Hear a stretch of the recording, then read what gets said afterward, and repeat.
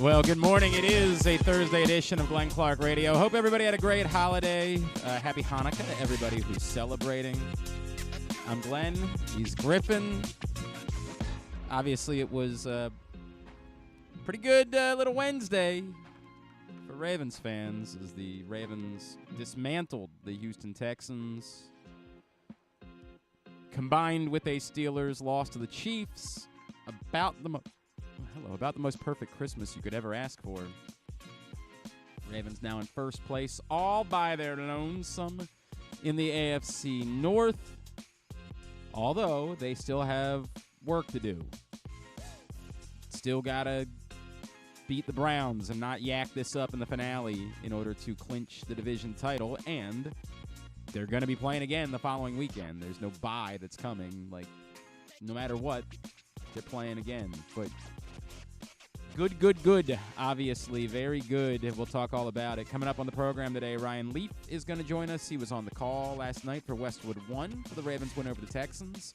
Our buddy Qadry Ismail, Super Bowl 35 champion, will check in with us. We'll also make the rest of our picks for the week with our buddy Ken Zalis, and we'll dish out some for the first time ever, a Thursday version of Pats on the Ass. Now, we've done Thursday slaps to the helmet before. That's happened, as we famously remember the Ravens are the kings of Wednesday football. Because, well, I guess the Steelers have also played 2 Wednesday football games now. The Ravens and the Steelers are now both 1-1 in Wednesday football games all time because the Ravens beat a Trace McSorley. I mean, actually, McSorley didn't start that game. RG3? Was that RG3? I think that was RG3 started. But yeah. McSorley definitely played in that game. 100%. Was it RG3 got hurt? Is that what happened? That sounds right. What a weird day. I don't remember exactly what it was. Yes, but a game that was pushed back 6 days from Thanksgiving night to the following Wednesday. I'd forgotten that they played on a Tuesday that year, too. Well, they had to play the following Tuesday. Because they were trying to give the Ravens time? Yeah, and they wanted to try to get as many players back from. Yeah, it was weird that they played the following week on Tuesday. So the game, this is the crazy part. Remember, for some reason, whoever plays on 2 of the 6 Thanksgiving teams are always scheduled to play the following Thursday night. So the Ravens were scheduled for back-to-back Thursday night games. They were supposed to play the Steelers on Thanksgiving, and then the following Thursday night they were supposed to play the Cowboys in Dallas. Why? Because they were both road games too. That's weird. I don't know what that was. Play. So that Wednesday Ravens Steelers was supposed to be on Thanksgiving. It was supposed to be on Thanksgiving. It got pushed back. So obviously they couldn't play the next night in Dallas. So they moved that game. Now, why they moved it to Tuesday instead of Monday? Christian Roy threw a 70-yard touchdown to Marquise. I remember that well because they got back into the game late, Yeah. and you were like, "Oh my God, could you imagine them winning this game with no one on the field?" Why they moved it to Tuesday, I think, was a network thing. Okay. So there was already a Monday. There was already a Monday night game, and they didn't want to. Whoever had the game, whoever owned the rights to it, I think requested it be a Tuesday night the following week. So they played Wednesday afternoon and then the following Tuesday night. So we've done a Thursday version of Slaps to the Helmet, but we've never done a Thursday version of Pats on the Ass, and we'll do that this morning. So a lot going on. I so much that I could tell you about from this week. What a week it's been. In the meantime, what's underway down in Salisbury, Griffin, tell me about the Governor's Challenge, because today's the first day. That is true. It is the first day of the Governor's Challenge, getting some great high school basketball, the top high school basketball talent, actually, from across the country, returning to the Wycomico Civic Center, starting, as you said, today, this morning, December 26th, and running through the 30th, December 30th, for the Governor's Challenge, presented by Pohanka of Salisbury. You can witness 5 full days of elite competition featuring over 140 high school basketball teams from 16 states, plus Canada, multiple top 10 teams, and nationally ranked players displaying their talents on the court. You do not want to miss the best experience in high school hoops. For tickets and more info, make sure to visit govchallenge.org. govchallenge.org. Let me just vomit out some thoughts. We did Project Game Day last night. If you missed it, you can go after today's show and check it out. We do it after every game. Myself, Rita, Femi. Stecca was with us last night. KZ and Josh were busy celebrating Hanukkah. But we love doing it. We'll be back immediately following whenever they play the finale, the Ravens-Browns game. I've been trying to figure that out. I think that probably My gut tells me that's not a Saturday game because you want that game and the Steelers game being played at the same time. Mm-hmm. But that's just my gut. It might very well be that they say because it's a win and in thing for the Ravens that they it doesn't. Maybe it's a 4 o'clock on Sunday game, or That would be my. yeah. Well, it's either 4 o'clock or 1 o'clock. That they want to have that game. That both those at the same time. And again, you would say, well, what does it matter to the Steelers if the Ravens are winning by a bunch? Then, or if the Ravens win on Saturday, why does it matter that the Steelers? You don't want to give the Steelers this advantage of being able to then sit their guys Right. and not have to try. You want to try to keep every game as competitive possible. I haven't done the math to see how many games they're planning on doing on Saturday. I don't know if this is a 2-game thing, a 3-game thing. They're doing 3 this week, so I don't know what the story is for next week. So the Seahawks-Rams play each other next week, right? And that But that probably is the Sunday night game. Oh, okay. Yeah. Like they normally try to have a standalone Sunday night game and then a division couple title game, yeah. Right. So I'm kind of talking out of my ass, but the Bengals also still have faint playoff hopes. Although they probably blew up by the Chiefs winning yesterday because now the Chiefs won't try to beat the Broncos next week. It also includes the Bengals having to beat – if the Bengals lose the Broncos this week, then they're done, right? But if they beat the Broncos this week, then they're still technically alive. And that also keeps the Colts and the Dolphins technically alive? Technically, I think. It's very complicated. But the really Bengals would still need them to both lose another game as well. Right. So it's really hard to have all those games be played at the same time. Like, it almost feels impossible that you can do that. So I don't know. I don't know what the priority would be. I would think the division title would be a priority, and they want to have those games be played at the same time to not allow one team to have the inherent advantage of but I don't know enough about the other games to know what's relevant. So I really am talking out of my ass, and they'll figure all that out. It is annoying for people that are like, hey, we'd like to know when the game's being played next weekend, to have to wait until, like, Monday to get those answers. I think you got Lions-Vikings. That could be – they play next week, so – is there – I don't know what the tiebreaker scenario is for them. Whatever. We're doing too much. We're doing too much. The Ravens beat the Texans yesterday. We're trying too hard. This is the important stuff. We'll be back with you for Project Game Day whenever they play that game. The moral of the story being, last night, all we could say was this was emphatic. This is kind of what you've been waiting for. This is a Ravens team that looks similar to what we saw a year ago. Lions have a better conference record, by the way. They have a better conference record. Yeah. But all right, that's too much. My head's spinning. Whatever. They're going to play the game at some point next weekend. My gut tells me they want those two games being played at the same time. The Ravens and the Steelers game being played at the same time. That they don't want to, although they also had an extra day, maybe those teams would rather play on Saturday. I don't know, dog. I don't know. Maybe they play the Steelers game first on Saturday and then play the Ravens game second. But then again, if the Steelers lose and the Ravens have the advantage and they can sit all their players if they want. I don't. Whatever. We're thinking about it too much instead of talking about how good the Ravens are. That's the story. Yesterday they looked like the 2023 Ravens. They looked like the team that was just without even having to try all that hard. That's the crazy part, is that we're drunk on Lamar Jackson MVP conversation when the truth is that Lamar Jackson didn't even have to do all that much. Like, it's not even like he had otherworldly numbers. It's just that we all have eyes and we all saw he's the best player on the field. Not that Derrick Henry wasn't great. Derrick Henry was obviously great too. The defense, since the Steelers game, that's the weird part, is that we look at the team since the bye and say they're a completely different group. The defense has been different dating back to the Steelers, the first Steelers game. So that's a stretch of now 6 games that this defense has been a completely different unit. And there's many elements to it. We've made a lot about the fact that they're just having Kyle Hamilton play free safety. We've talked, obviously, about the fact that Ardarius Washington has stepped in, and instead of rotating out guys that they simply didn't trust, Marcus Williams, Eddie Jackson, he's been really, really good. You add in that, they brought in Dean Pease, and who knows, maybe there has been a serious impact of just having another set of eyeballs to work with Zach Orr. Or it might very well be that Zach Orr just needed time. In the same way that once upon a time, Mike McDonald, who we all believe was the guy, I'm trying to be nice, you dumbasses wanted to fire a head coach in the name of holding on to someone else just because he's younger, and you convinced yourselves that means he's the greatest coach of all time, which doesn't mean that Mike Macdonald might not be a good football coach. He might very well be. Although I think he's in a purgatorial situation in Seattle because they screwed up letting him win games with a quarterback that's not good enough, and now they don't have the ability to draft their next quarterback. They're going to need to find another Russell Wilson somehow. They're going to get Kirk Cousins, yeah. Great. So then when they'll just be mediocre every year. They'll just be 9-8 forever. You can make a pretty good living doing that, I think. But it's not that I don't think Mike Macdonald might be a good coach. I just think that you all have a problem keeping things in your pants. Moral of the story being, as we remember, it didn't get off to a great start for Mike Macdonald either. Sometimes it just goes that way, that it takes a coordinator some time to find his footing. And in this case, it's quite possibly a combination of all of these things. That every element had to go the way that it's gone in order to be in this position.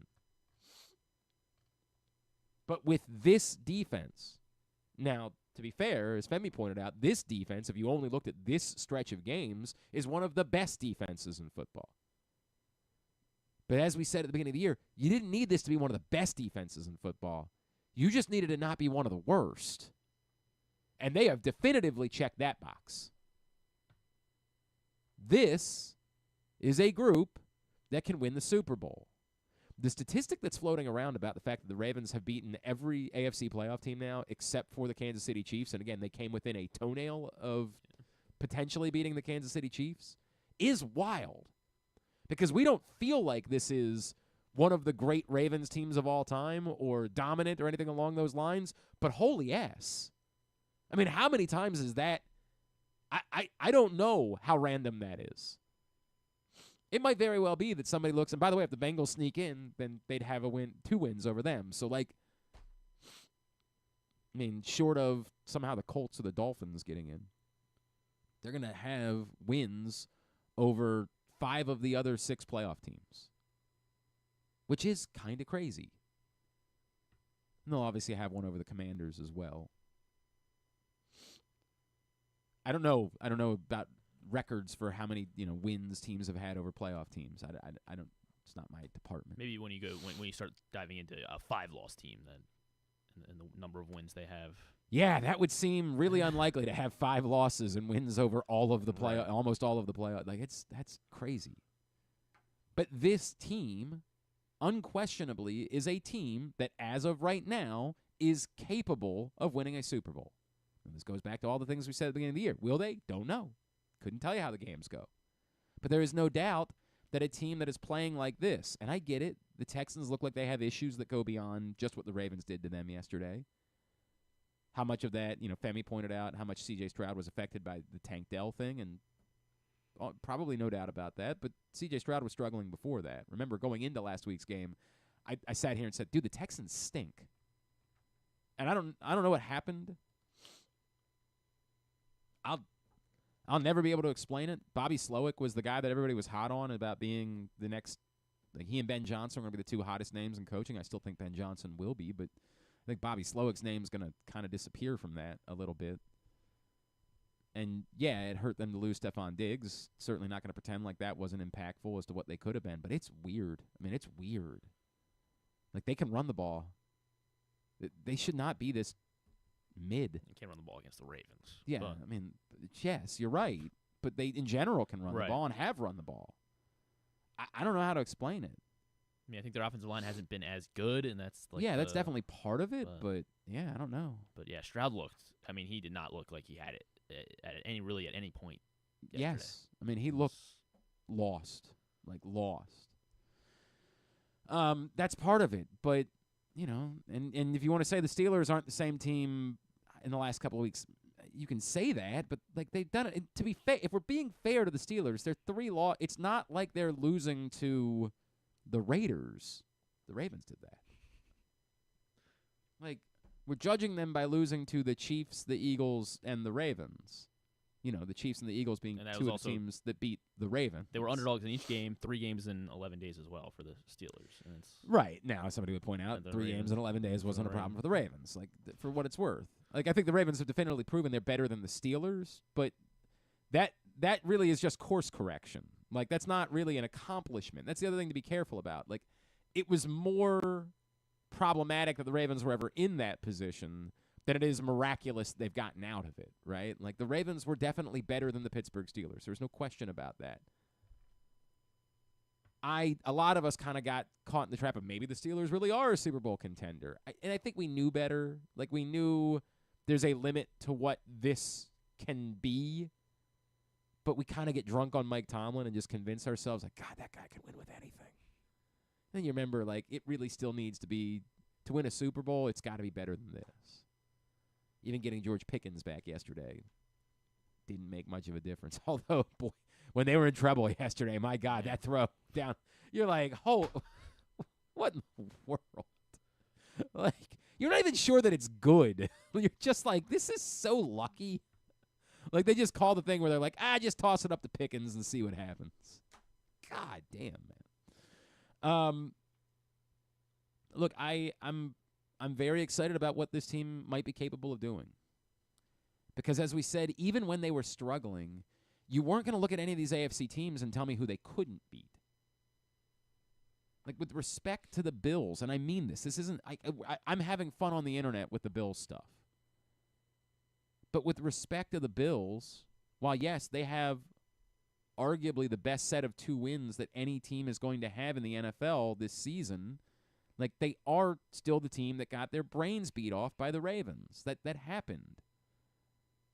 And that looked like ass against the Texans and then, barely got past the Patriots. Like, there's no fear of the Bills. In fact, the arguments that some Bills fans are using for how they're trying to twist themselves in knots about Josh Allen. They so badly want Josh Allen to get an MVP award. By the way, what a bit that was. His offensive lineman giving him a chain that already says MVP on it. Yo, I don't think I saw. If you didn't see that video, like that, dude, if I'm Josh Allen, like, you're not putting that on video. You're not setting me up to be dunked on the internet for the next months. What? I couldn't believe. He was, like, excited, put the chain on him. God damn, man. Oh, all right. Yeah. MVP 1-7. Yeah. It seems like maybe you don't let that get out on the internet. Like, okay, maybe guys appreciate it. That's nice, but maybe I don't put that on until Hey, nice gift. Yeah, it seems lovely, but, like, he's a 0-time MVP. Well, when he doesn't win, then he can sell it for probably a lot. He can also do they can do the bit where they're like, well, he's the MVP to us, but, like, man, have you met the internet recently? I think so. Maybe. Do you have any idea what dunk culture is? Like, if he doesn't win the MVP, he's never going to hear the end of this. I can't believe he went along with it. That's crazy to me. Anyway, sorry, I can't believe how much time. But the arguments that some Bills fans are using for why they want Josh Allen to be MVP is the same reason why none of us are all that scared. Like when they say, well, his supporting cast isn't as good. Maybe. Almost probably. And that's part of the reason why we're sitting here saying, yeah, we're not all that worried about a matchup with the Bills in the playoffs. Like, yeah, Josh Allen's good. There's no debate about that. He's really good. But, like, they're not a matchup nightmare by any stretch of the imagination. They've played well. No one's taken that. Josh Allen's been great. But, with all respect, the guy the Ravens have is better. And I don't know who's going to be the MVP, and I'm having fun with it, and I know everybody enjoyed the tweet, and that was Griffin was what tweet? Yeah, what tweet? If it gets to 1 million views, do I have to fight Mike Tyson? I don't understand what the number is where I have to fight Mike Tyson. I believe you're allowed to challenge him at this point. Like, can I be honest? I thought it was good when I sent it, but I didn't think it was this good. Like, I think I've had better. Yeah? Yeah. It didn't do these numbers. These numbers. Jesus. I feel like I'm in Creed in the summer of 99 at the moment. Holy crap. Like, I'm having fun with it, but I get it. Josh Allen might very well be what? Well, I'm just weird. The number keeps the number of views keeps fluctuating. Like there's like 25. It goes down? It like jumps up 25,000 and then it drops back down. All right. To like is that because they don't want me to make money off of it? Is that what it is? Maybe. Yeah, I know. How come we should be? This earns us a week off, right? You would think. This tweet. Oh, us? Now you want in? Now Yeah, I believe You're trying to bite. I believe I'm part of the umbrella, right? Is that the way that it works? I don't know. You said it was at 570 earlier. It's at 590 now. Yeah. So. Well, so I see 590 as well, and then it dropped right back down to 570 while I was looking at it, which was weird. I don't know, dog. I don't know. Thanks, Elon. Yeah, right. Yeah. Hell of a website you got there, guy. Well, 592. Look, I'm having fun with it. I think Josh Allen's great. I do. I wrote a whole column about it earlier in the week where, like, I understand. I don't think there's a slam dunk one way or the other. I think anybody that's arguing that just because Lamar Jackson has better overall numbers than Josh Allen means he's got to be the MVP, all these things need to be considered. And for what it's worth, the advanced statistics, although I haven't looked at them since last night's game, the advanced statistics have tended to lean towards Josh Allen, ironically, because he's been the more valuable runner this season. Go figure, right? Like, kind of hilarious how that works. But if you're asking me if you didn't say who should win the MVP this year, if you said who's the most valuable player in football, then it would still be complicated again because Patrick Mahomes would come back into the equation. But in general, it would be Lamar Jackson because he's just a different human than everybody else. And that would be a more compelling conversation. Who is, you start a season next year, you have the number one pick. Who would it be? It might be that Patrick Mahomes would still be probably. I would still probably go Mahomes 1, Lamar 2, and then it would be a great debate between Burrow and Allen at 3, right? Like, Shane Daniels in there. With Cliff. But you got to get rid of Cliff in like the third month of the season or whatever it is. It's very weird. Look, man, I have a lot of confidence in this team at the moment, which doesn't get like the playoffs are hard, dude. It's the thing we say every year. This thing where like just because you're good, it's supposed to be that means that you get to win. Josh Allen's good too, and what does he have to show for it? Like there's lots of good players in an era that's just been overwhelmed by the Chiefs, who very much start to look the part again. I remember how worried I was about Hollywood Brown, like that would work, and then we didn't get to see it for forever, and then you see a little bit of it, and you're like, yeah, that probably works.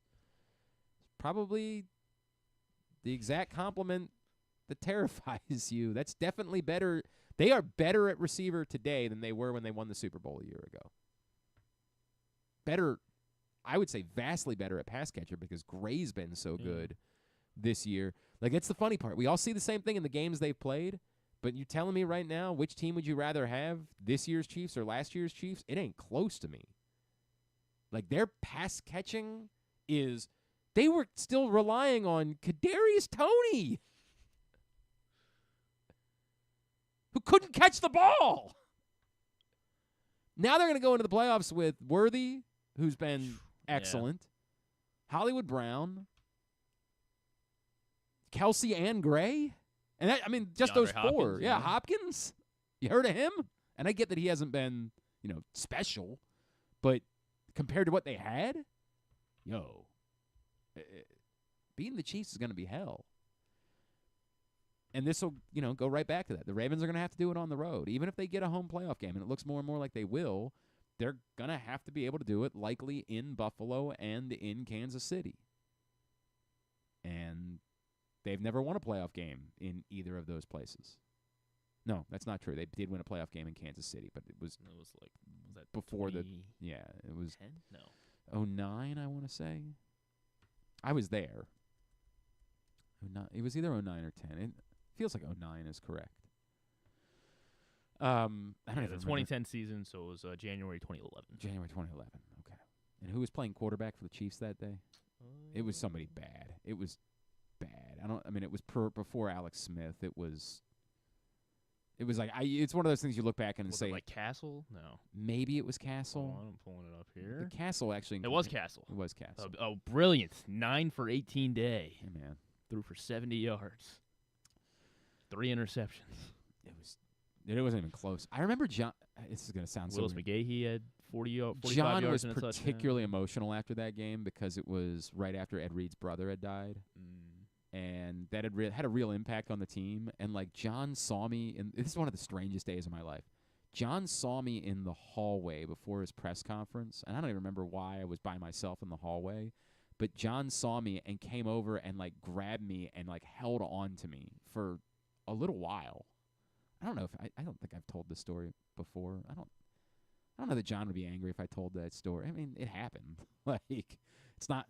I just realized, like, afterwards, maybe he wouldn't want that story out there. But yeah, that day he was really emotional, and I could never understand why. So I saw him in the off season. I was like, hey man, I don't even know if you remember this, but after the Kansas City game, like, because then this is straight shoot.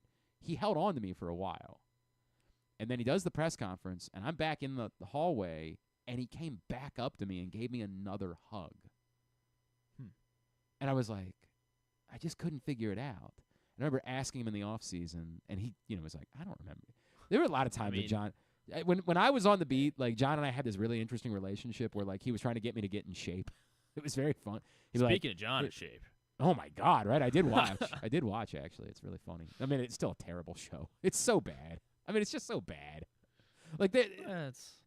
Now it's in context. Football. What you're saying is like if you just want content, like it's fine. It's some content, but there is nothing going. Yeah, there. I don't think in season is. They can't do it. I mean, once everyone else is eliminated and it's just the Ravens, there might be something. I don't think so, because the Ravens are pretty clearly saying if it's interesting, you're not going to be a part of it. That's just the way that it's going to go. And, like, they don't have video of, like, them telling Jameis that they're benching him or telling DTR that, like, what are you allowed to film? It's so weird. Anyway, but, yeah, John came back and gave me another hug, and I talked to him about it afterwards. He was like, yeah, I just think because of Ed's brother. Like, as a team, it was just a really emotional day. I'm like, all right, man. Like, it's fine. It didn't bother me. Just, I don't know. In the moment, it kind of felt like you have that line blurred between, like, you're not supposed to be friendly with the people that you cover. Right. Like, you're not supposed to have personal relationships. And if anybody had walked by and seen John, like, lingering, like, just holding on to me, they would have thought that we were, like, he was my uncle or something. Maybe this happens with coaches after big wins. They just kind of black out. Yeah, I don't know. I don't know what the answer is to that.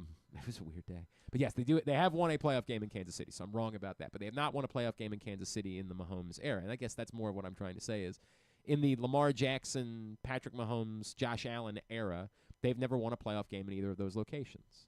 Now, to be fair, like they actually haven't had a lot of opportunities. They played the one playoff game in Buffalo. They actually haven't played a playoff game in Kansas City in the Lamar Jackson era. They've played the Chiefs here. Those are the only two. It's that 2011 or 2010, right? 2011 game and then last the AFC Championship. Correct. So you would say, I guess the better way to say is they haven't beaten either of those teams in the playoffs at all. Like that would be the better way of saying it. They've never beaten the Bills or the Chiefs in the playoffs. Like Lamar hasn't. Lamar hasn't. Yeah. So the most likely scenario is that's what you're going to have to do. Is it going to be different? Because the Derrick Henry that you've seen the last 2 weeks, the thing I was told, and I told you guys at every turn, I questioned how important it was to spend money on a running back. I did, openly. And then I ran it up the flagpole with some folks. I'm not a sources. I don't like doing that bit because I'm not a reporter. I asked Ravens people why that was the priority. And they said to me very specifically that it was about January football. Derrick Henry, when John Harbaugh said we don't want him getting 30 carries a game, he wasn't. They changed the plans for Derrick Henry early on in the season because they lost 2 games. They were not intending to feed Derrick Henry as much as they ended up feeding him there for a stretch. He was not supposed to be getting. That happened because they got into a little bit of trouble early on in the year. The point was Derrick Henry was here for January. They wanted him to be the difference maker. Now, these games have been in December, not in January, obviously. But if that's a sign, it's a hell of a sign. And it doesn't guarantee anything. I can't guarantee that Derrick Henry will go run over a really stout Chiefs defense. Or even a Bills defensive front that's probably still really good. But boy, does it make you think about what might be how could it be different? It's absolutely possible that what we see now with Derrick Henry, and let's be fair, yesterday it looked like Derrick Henry was just going to shove it right down the Texans' throat, right? Like that they weren't going to be in it. And then all of a sudden, a couple of bad plays, one drive bogs down, turns into a field goal. The next drive, turns into safety. Yep. Yeah. Well, that, Yeah, I guess that was. But all of a sudden, they're not just ramming Derrick Henry down. And that's when they say, right, remember, we also have Lamar Jackson. Don't know if you've heard of him. And he can do things that other humans can't do. And it's when you're reminded this is a different combination than anyone has ever had. No one has ever had Lamar Jackson and Derrick Henry. And it doesn't guarantee anything. And the Ravens have lost games with those two together this season. But in January, when somebody says, well, Lamar Jackson's got to go prove it, it's going to be frigid in Buffalo. It's going to be miserable, and they got to go prove he can do that. Well, yes, that's true. But do you want to go run into Derrick Henry 30 times in 2-degree temperatures? Does that sound pleasant to you?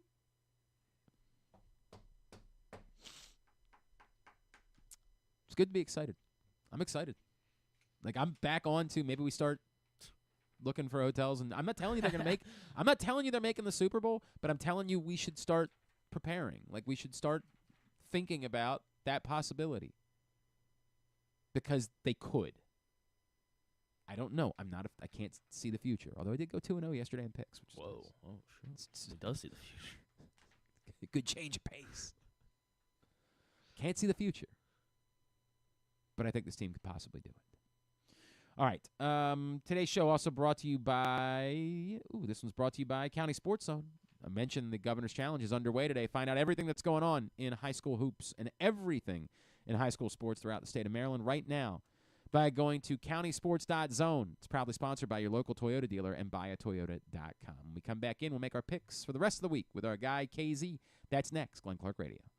The ultimate fan experience awaits you at Sports and Social Maryland. See how we're raising the sports bar with our massive 100-foot media wall featuring 40 HD TVs and a 47-foot big screen. Bet on your favorite teams and this year's biggest events at the FanDuel Sportsbook while enjoying your favorite beers and cocktails, plus our delicious takes on bar food classics. Visit Sports and Social at Live Casino and Hotel Maryland at Arundel Mills. Must be 21. Gambling problem? Call 1-800-GAMBLER. Driving in Maryland? Did you know an Easy Pass from DriveEasyMD.com can save you time and money? Of course you did, because you are a thrifty driver. An antenna reads your Easy Pass transponder and automatically deducts the toll from your Easy Pass account. Learn more at DriveEasyMD.com.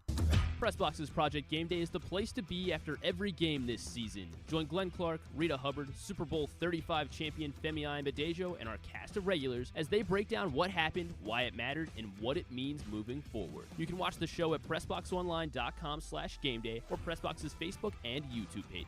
Project Game Day is brought to you by the Green Turtle Sportsbook in Towson and Canton, Easy Pass, and HelpMyGamblingProblem.org. So join us for Project Game Day after every game day this football season at PressBoxOnline.com/GameDay. Treat yourself and taste the Baltimore tradition that is the legendary Costas Inn. Hey, it's Stan the Fan Charles. For over 50 years, the Costas Inn has been a Baltimore original, dishing out their amazingly scrumptious, fat, award-winning crab cakes and steamed crabs. Every season is crab season at Costas, so make your plans now by calling 410-477-1975 and reserve your taste of heaven. Sit back, crack some crabs, and watch the Ravens chase down another title on Costas' 15 TVs. On Monday nights, Costas offers their half-pound jumbo lump crab cake with 2 sides for under $30, and there are nightly specials Monday through Friday. So head on down to the Costas Inn at 4100 North Point Boulevard or visit them at CostasInn.com. The votes were all counted, and the results are official. Royal Farms was named #1 for food in the USA Today 10 Best poll, receiving more votes than any other convenience store chain in America. The next time you want to get some good food fast, doesn't it make sense to go to Royal Farms? Voted best in the USA and home of world-famous chicken. Real fresh, real fast, Royal Farms. Gambling can be a fun and entertaining experience, but there are risks involved. If you're planning on betting on the game at the casino or on your phone or computer, know your limit, stay within it. Set a budget and a time to stop. Remember, gambling isn't a financial solution and it doesn't mix well with alcohol or drugs. Know the risks and have a plan before you begin gambling. For free and confidential services, call 1-800-GAMBLER 24/7 or go to helpmygamblingproblem.org.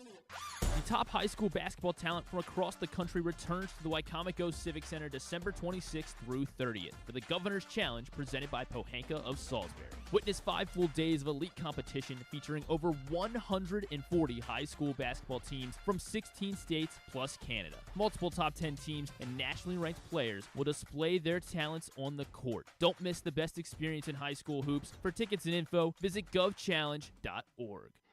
Coming back in here with Glenn and the other guy, Garrett, whatever his name is. You know who they are. All right, back in here on GCR as we continue along. I've had such a week, man. By the way, for the best that we didn't do the drinking show on Monday. I got whatever my kid had. Oh, you did? Yeah. It sucked. My wife got it, too. Our Monday night was supposed to be our annual Chipperelli's Christmas dinner with our family, with our friends. By the way, there's on the list of things that makes it. I purposely don't go to Chipperelli's all year, so that our annual Christmas dinner at Chipperelli's is like that. It was at the gym Monday afternoon, and all of a sudden, I was running to the bathroom. Oh, God. Running. Oh. Worst place to be. And I still had to take our friend Chris Vixakis so kindly brought all of the stuffed animals. I had to take them to a Helping Up mission on Monday, which was going to be perfect because I was going to Chipperelli's. I was like, oh, it's right there. This is fine. Because you wanted them to be able to give them, the people there to be able to give them to their families, because these were the legitimate gifts they give to their kids on Christmas. I had to drive. I don't want to. I'm going to spare y'all. It was awful. It was awful. Okay. Had to cancel. We always have my family over on Christmas Eve, and my wife makes stuffed shells. My second favorite meal of the year. Had to bump that back. We're going to do that on Friday.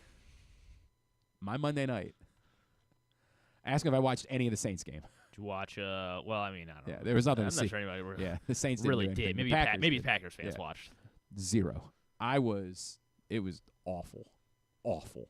I wrote power rankings at like 3 a.m. Didn't sleep. It was the worst. So, for the best that we did not do the drinking show. It's a miracle that you didn't.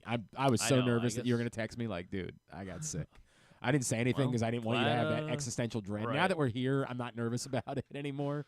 Like, it's well Right past. now, it's still going to be in the back of my mind. Problem is, I finally started feeling good again, and then my body was fighting that so much that, like, the allergies, my seasonal allergies have now hit me like just punched to the head repeatedly. Okay. Guess because I'm such a good hand washer. Yeah, right. You're on your game. My wife got my son a drum set for Christmas. Casey's here, by the way. Great. She got him a drum set. I'm sick. Allergies are hitting it, and I'm waking up to that. I'm in hell. You didn't have any pull in the drum set? Oh, she told me after it was already in our garage. We had an electric drum set. I was like, that's fine. And then 2 weeks ago, my cousin's son, we used to go to my cousin's house, and he would play. My younger son would hop on the drum set there, and my cousin's son, who's now 18, was like, "Well, I don't play the drums anymore. If you just want to have it, you can have it." And so she decided it was going to be a Christmas present for my younger son. I'm sure he loved it. Oh, he was very excited. Is he any good? No. No? Not good enough to justify it. God. All right, KZ, happy Hanukkah, buddy. How are you? I'm good. I can't see you all. I don't know why, but We don't. We want it that way. Let's just. okay, We're doing something. that's fine. Today it's naked. It's Naked Thursday. Actually, there we here on go. GC. Oh, okay. What's going on, buddy? Okay, How's, put it back. Yeah. Right. How's Hanukkah dinner? It was lovely. It was lovely. It's always easier when there was no stress and I didn't feel bad of not watching the fourth quarter. So yeah, you know, that was nice. That was nice. That was nice. It was. So my brother-in-law is a Steeler fan. Okay. So we had a wonderful day. I mean, couldn't it be? He's a realistic Steeler fan. Let's put it that way. There are two types. So it was a fun day, and stress-free football is always nice when the Ravens are playing. I'm a big fan. I am a big fan of all of that, and nothing. By the way, can I just? I just some advice. Yeah. As a former drummer. Yeah. What you got? They do have things. Yeah, like things that you can put around to trap the sound in. Correct. Yeah, correct. So I'm going to get one of those, but the problem is there's a bigger problem because a lot of people brought this up. Why don't you put it in we don't have a basement at my house. I live in no. I live it doesn't matter. It doesn't matter where it is. Yeah. It's still. Well, the bigger issue is we had to put it in the living room. Because that's the only place where there's room for it. Early on, you have to put it somewhere where everybody can hear it. But it doesn't matter where it locates. If I get one of those sound things, you're not going to be able to you're not going to be able to walk in the living room. Like we already have it's not one of those sound. It's not what I'm talking. They have like the pads. They have pads that you can put over the snare and the cymbals that you can get so it mutes the sound and it's not as bad. My parents had to do that for me. When I was young. And I had to teach Jonah how to do that when he was interested in that. Yeah. But I feel for you. I do. This is gonna be a lot of fun. Can't wait. All right, so a little bit of a weird week for picks, and it's gonna be weird again next week because we're gonna do the college football playoff again, and that starts on Tuesday night. So these 2 weeks, thanks all this Wednesday football. Yay! Really great for everybody in this business. But we did online the 2 picks for the first 2 games this week, and most everybody was on the Ravens. So for the most part, it was, it was a pretty fruitful day. Even I went 2-0 yesterday, and I'm terrible. Which is the headline. Right, it's 100% the headline. And so I actually I have so far this week made a game back on Paul Valley, which is good news. I'm back within 3 at the bottom of the table because Paul was on the Steelers. At the top of the table, James Revere still a game ahead of Ken. The free fall for Ryan Shell is free fall. It continued. Utter free fall because he was on Pittsburgh yesterday, so he was just one. Somebody went 0-2. Jeremy Kahn was 0-2 yesterday, but Jeremy's safely in the middle, 500 for the season. He's got nothing to worry about. He's not close enough at the top. Jeremy needs to try harder here if he's going to have this reputation. Jeremy does. I don't know what it is. It's like he's not going to change who he is. He picks against the public. That's what he's going to do. Always what he's going to do. And he will tell you that it will be fruitful for the most part. For some reason, the games that we pick are not the games that you want to be picking. Are not fruitful. The public, no doubt about it. The public was the way to go yesterday. That was the reality of it. So we're going to do 7 more games this week. We'll do 6 NFL, we're doing 2 college games. Yeah, 2 college games. Griffin had to get the Colorado game in. What do you mean had? I mean, you were begging me. To. Yeah, it was not how that went at all. Griffin sent me here are our options because I told him we would do the Navy game. And then I was thinking about the Military Bowl because it's local, but nobody knows anything about NC State or East Carolina. I wasn't going to do that to anybody. So Griffin was hell-bent about the Colorado BYU game. He's like, dude, Colorado's taking out insurance on their players so that they'll actually play in the game. I'm like, sure, buddy. You got it. Whatever. I don't care. I don't care. So we'll do those 2, and then we'll do 5 more NFL games, and that'll complete the week, and then we'll have another bizarre week next week. So where are we starting? We're going to start in Fort Worth, Texas for the Lockheed Martin Armed Forces Bowl, which will be featuring the Navy midshipmen, of course, taking on the Oklahoma Sooners. That is tomorrow, a noon kickoff on ESPN. And the Sooners are 3-point favorites, OU -3. Wow. I really would have expected that number to be bigger. I don't know. The point that I was going to make is it's been good to bet favorites, right? Like in bowl season. It has. Bowl season. This particular bowl season, favorites have been a significant play. I was hoping this number would be bigger so I could feel good about betting Navy. I get that Oklahoma hasn't been very good, but we're still talking about the difference in the talent in an Oklahoma program versus a Navy program. And so it feels like 3 points is not right. But then it's like, do you really want to doubt the Navy? Like, that there's the Oklahoma, whoever's playing in this game for Oklahoma does not give a rat's ass about the Nobody went to Oklahoma to play in the Armed Forces Bowl. I don't know what their reality is. Beating Navy is not something that will be an accomplishment for them at Oklahoma. On the flip side, I'll talk myself into it. Navy, what the hell? What am I doing? Why would I go down betting against Navy? Navy's the pick. So I agree with a lot of what you said. I mean, outside of, Oklahoma somehow beating Alabama, who, in that who they beat? Yes, correct. Okay. There's nothing you're right. I mean, there's no reason for Oklahoma's players to care.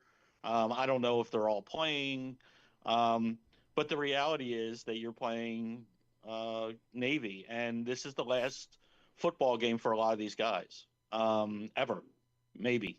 And it means something to them. And coming off of maybe the Army thing was a mirage, and it was just because it was Army Navy. But man, they look good, and it's tough to prepare for a team like this that you don't see very often. I'm going to take Navy. I actually like them in this spot. I don't think Oklahoma's any good. I think they beat a bad Alabama team that everybody seems to be clamoring. Whoa, they should have been in it. Stop it. Right. You lost to a 6-6 Oklahoma team. Yeah. Navy. Yeah, I mean, I'm personally glad I get to end the year on the right side of history here with Navy. After you picked against them in the Army Navy game. Way to go on that one. But yeah, I mean, this is one of the rules when betting bowl games. You blindly back service academies because if you're unsure about the other teams, the service academies will be trying. Yeah, they're going to show up. Right. They're going to put their best foot forward. Right. The Navy specifically is 11-4 against the spread since 2003 in bowl games. I'm going to be betting Navy money line as well here because academies over the last 10 years are 15-3 straight up in bowls and against the spread. No, they don't often play SEC teams. Like they don't often play. However, although Navy beat Missouri once in a bowl game. In the last 10 years, Navy is 7-2 straight up against Power Fours. Yeah. So in bowls. So yeah, I mean Navy's the pick here. Danny Stutzman, the big linebacker for Oklahoma, he's not playing. Like I think, not that he's the only one that matters, but him amongst others. So yeah, I'm taking the mids here. We are split, however, 6-6. The three of us are on Navy. We are joined by Andrew Stecca and Jeremy Kahn, John and Little Rock. Those are the three that joined us three. Everyone else on Oklahoma. Understandable. Yes. Then now we get it. Man, just a massive matchup here. This is the Big 12, the Big 12 championship that we don't deserve but need. The other two teams that weren't in the Big 12. The Valero Alamo Bowl in San Antonio. The BYU Cougars taking on the also number 20. They also ranks number 23 ranked Colorado Buffaloes. That one's on Saturday night, 7:30 on ABC, and the Buffs are 4-point favorites. John from Little Rock just said, "Navy doesn't need you now, Griffin." Pretty good. Let me stick. John also pointed out that flights to Kansas City on the AFC Championship game Sunday are pretty affordable if you want to go ahead. Right now. Yeah, if you wanted to go ahead and lock it in. I would assume Colorado's got a bigger hard-on for this game than BYU does. Like, all of the performative. Like, this is the funny part about talking about Colorado. You can't have an adult conversation about this. Because if you point out the facts, then you're crapping on Deion Sanders, and I'm not it's a neat little story how Colorado went from being utterly woeful to being good. But a big part of that story, like the biggest part of that story, as much as Travis Hunter and Shedeur Sanders are a big part of that story, is the Big 12 is ass. It's the AAC. Like we pretending like that's not equally part of the story is self-serving. I like Colorado. I think they have the better high-level players. I think that this means something to them. I'll pick. What was the line? It was Colorado -4. Yeah, sure, Colorado. They are ass. As is Colorado. They have two great players. Colorado just lost to Kansas with their season on the line. They have two great players. Kansas knocked off everybody. The crap Big 10 team or Big BYU. I think BYU is pretty good, and I think most college coaches want to knock Mr. Sanders off a rung. I'm getting points with the better team. I'll do that every time. Better full team. I'll take BYU. I mean, yeah, Jake Retzloff, playing through Hanukkah, it is pretty heroic. It's true. But Deion's making all his boys play, and I'm gonna stick with my Colorado Buffaloes here and take the Heisman and the number 1 overall pick. I think Retzloff will be great though. He's gonna have another 6 years because he's gonna benefit from that JUCO eligibility rule. So he's gonna get another 2 years tagged on to whoever his eligibility is right now. And I don't think BYU was all that great. I think they've been pretty lucky all season, winning a lot of close games. So yeah, I'm gonna go Colorado. Also, because of all that, but also because there is a porcupine in the San Antonio Zoo named Elmer, and he picked Colorado to win. So, Of course he did. Come on. On BYU will be Jeremy Kahn. KZ is on BYU, and Kyle Ottenheimer on BYU. Yeah, we still Not have a lot of BYU. Yeah. Wow. We still have 5 more games to pick, and we have 10 minutes. Let's go. Well, they're NFL games that no one cares about. Great. Why are you rushing me? Because we got a guest coming up at 11. Denver Broncos at Cincinnati Bengals. This is a Saturday game, 4:30 on NFL Network. The Bengals are 3.5-point favorites against the Broncos. Should the Bengals be 3.5-point favorites over anybody? Like, I get it. I do. I understand. Oh, God. This is one of those ones where the line is so stinky that I have to take the Bengals. Like, I don't. I know the Bengals have won a couple of games recently, but they've actually looked worse offensively in the games that they've won recently. Like, they were not impressive against the Browns. I hate this line, so I have to take the Bengals. Bengals. I love this line. Absolutely love it. I don't think Denver's any good at all. So, I mean, Nick's is a good story. He's looked really good. Glad they got their guy. But they haven't beaten a soul. I think it's an inflated playoff team. And Cincinnati has a chance to sneak in the back door here. Everything to play for. I'm taking the Bengals with lots of confidence. Legally, they do, but because Kansas City locked, they would need Kansas City to beat Denver. They would next need Kansas week. City to play. And I know, but I'll take the second string Kansas City against Denver. I don't think. Jeez. All right. Yeah, I mean, I don't want to really trust the Broncos after what they did in that Thursday night game. Just completely blowing that game against the Chargers. But I mean, that being said, the Bengals, as Glenn said, haven't beaten anyone good at all this season. But like, Bo Nix will be the best quarterback they've beaten, and now they're facing Sean Payton. With 10 days to prep for this one, I think like the Bengals, I guess, from afar as a football story, it'd be cool to see them go on this run, but I don't think I don't think they have it in them. They just have not beaten anyone that is worth anything. So I will take Sean Payton and the Broncos in this one, getting points despite being on the road here. You said Broncos, right? No, I said the line is so bad that I have to take the Bengals. Okay, all right. So you're taking what I the said. Bengals. Well, I'm taking the. I hate I'm it. taking the Broncos. The line stinks. I am John Proctor joins me on the Broncos, as does Kyle Onheimer and Ryan Shell. We are the 4 on Denver. Everyone else on Cincinnati. Also on Saturday night at 8:00 on NFL Network, the NFL Network triple header here. Arizona Cardinals at the Los Angeles Rams, and the Rams 6.5-point favorites. I like the Rams. I really like the Rams, but the Rams also have not really been that impressive the last couple of weeks against the 49ers and Jets. So 6.5 is a funny thing, but the Cardinals have packed it in, so I'll ride with the Rams. Yeah, I've learned not to trust the Cardinals, and this line, you talk about a stinky line. This is just awful. Yeah. After what we saw from the Rams the last couple of weeks, but they're a better football team. Arizona, oh my God, they need a quarterback, dude. I'll take the Rams. I'm taking the Rams as well. For everything you guys laid out. On the Cardinals, Ryan Shell is taking the Arizona Cardinals, as is Jeremy Kahn. That's exactly what Ryan all of a sudden doesn't know how to pick a game. So this is good news. Remember we used to want to be on Ryan's side? Yeah. Ryan is in. I mean, I've never seen anything like this. Tom Petty thinks that this is free falling. You think you can catch him? No. Carolina Panthers at the Tampa Bay Buccaneers. We're on Sunday now, 1:00 window. It's a miserable good girl loves her mama. Miserable loves 1:00 horses window. in America too. I mean, just utterly free falling. I've never seen anything like it. Tampa's laying 8 against the Panthers. The Panthers have actually been good to me betting wise. Other than who did they lose to? The Cowboys. I had American dollars on that game. That was disappointing. But other than that, the Panthers have been really good to me for actual American dollar betting down the stretch. And this feels like an opportunity to make some American dollars. I get that some of this. It feels like that there should have been more of a course correction on this line based on what happened to the Buccaneers last week. I was hoping.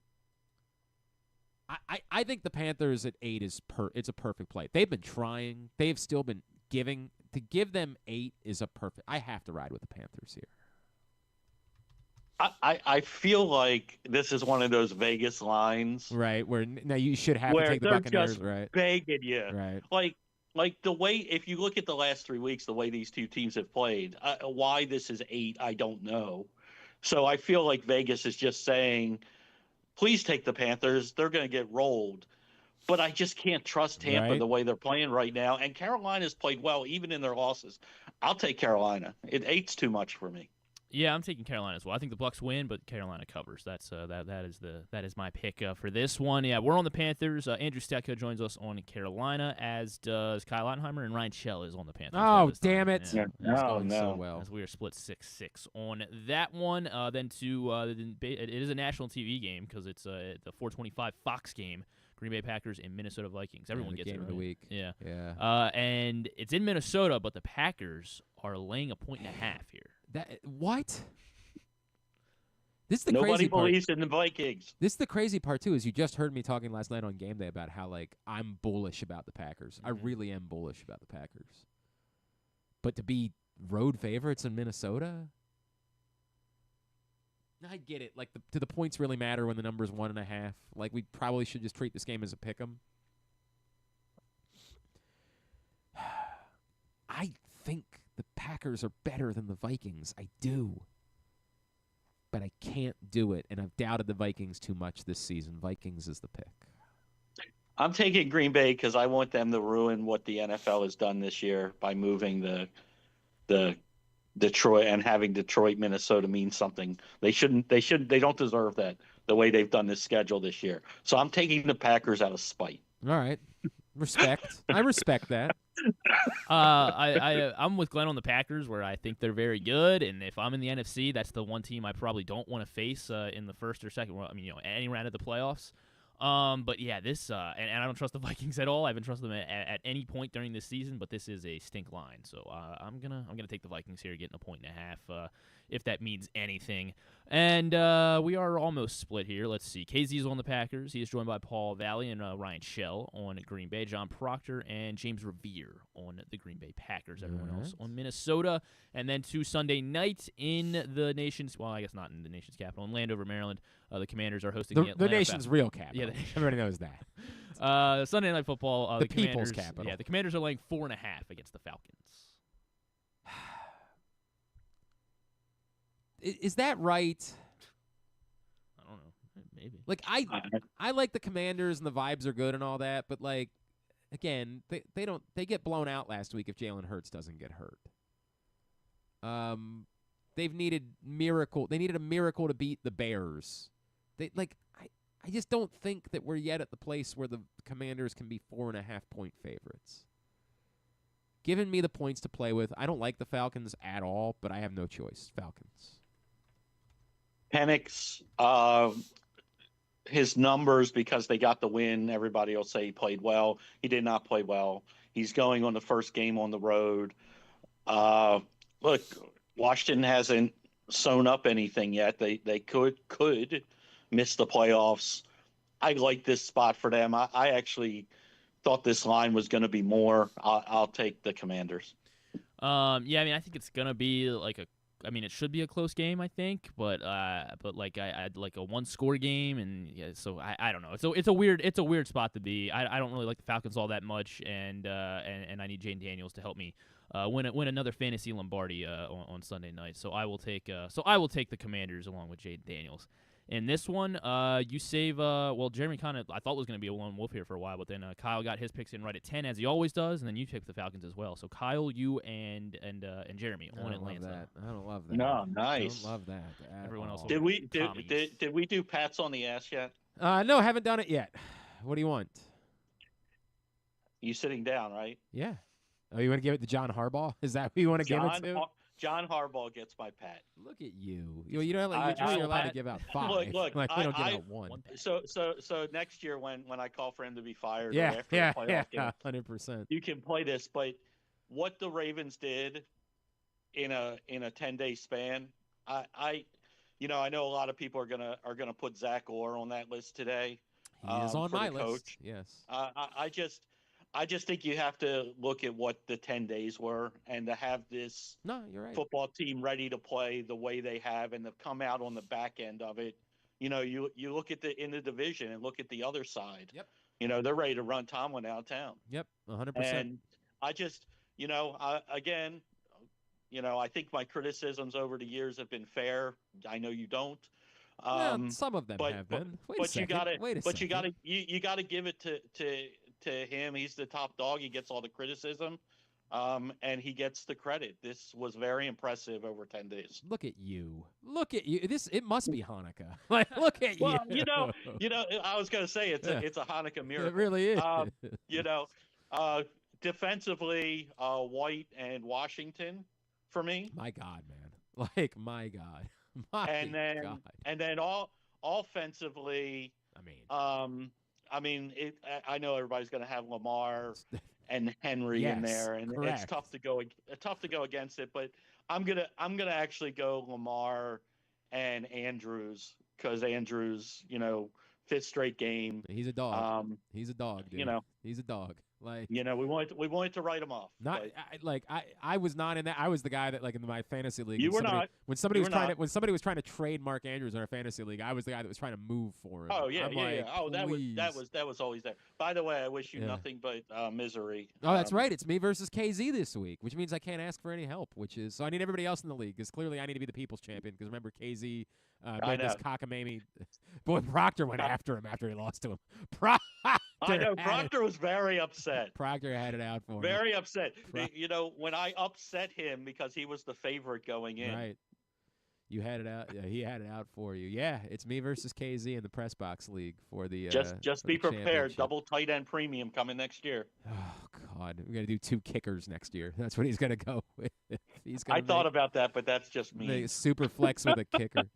Love you, buddy. Happy Hanukkah. We will talk again next Thursday. Thank you, pal.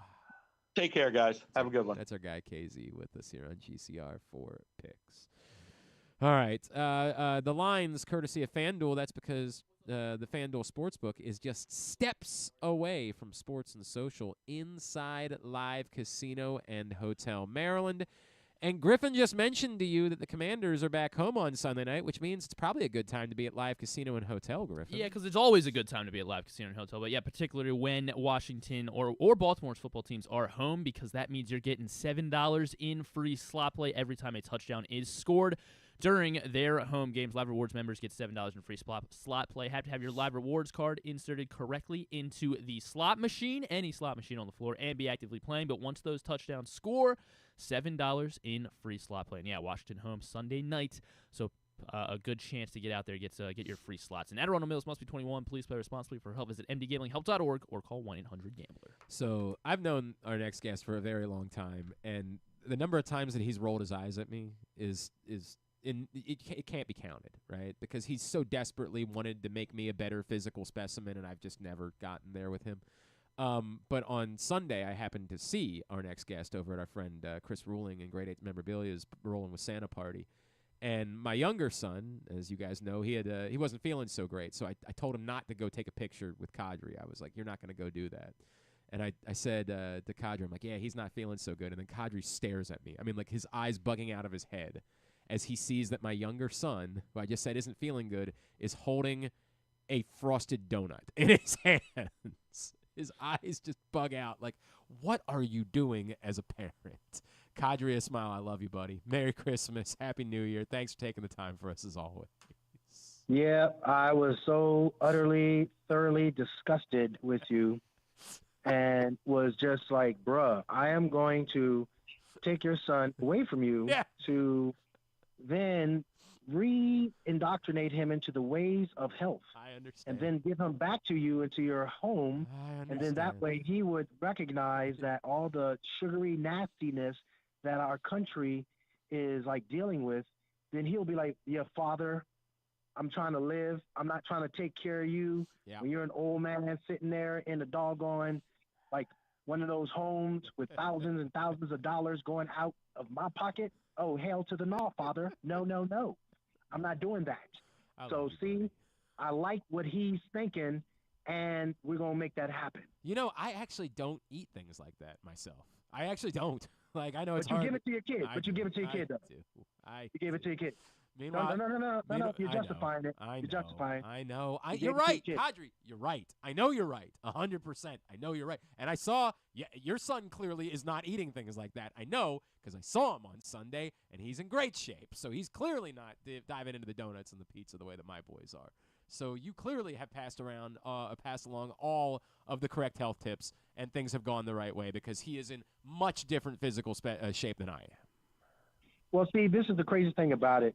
As much as people laud the Ravens and other organizations that have had different nutritionists according to their ways, some nutritionists, they are in that traditional mindset still, don't recognize some of the hidden dangers of inflammatory processed foods, but they get caught up in the packaging.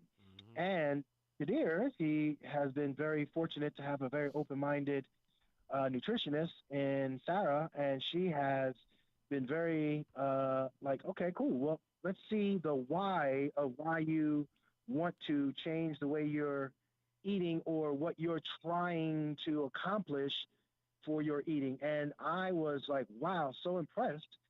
So yes, he has already had his foundation laid by Dad not giving in to like just the dumbness of the nastiness.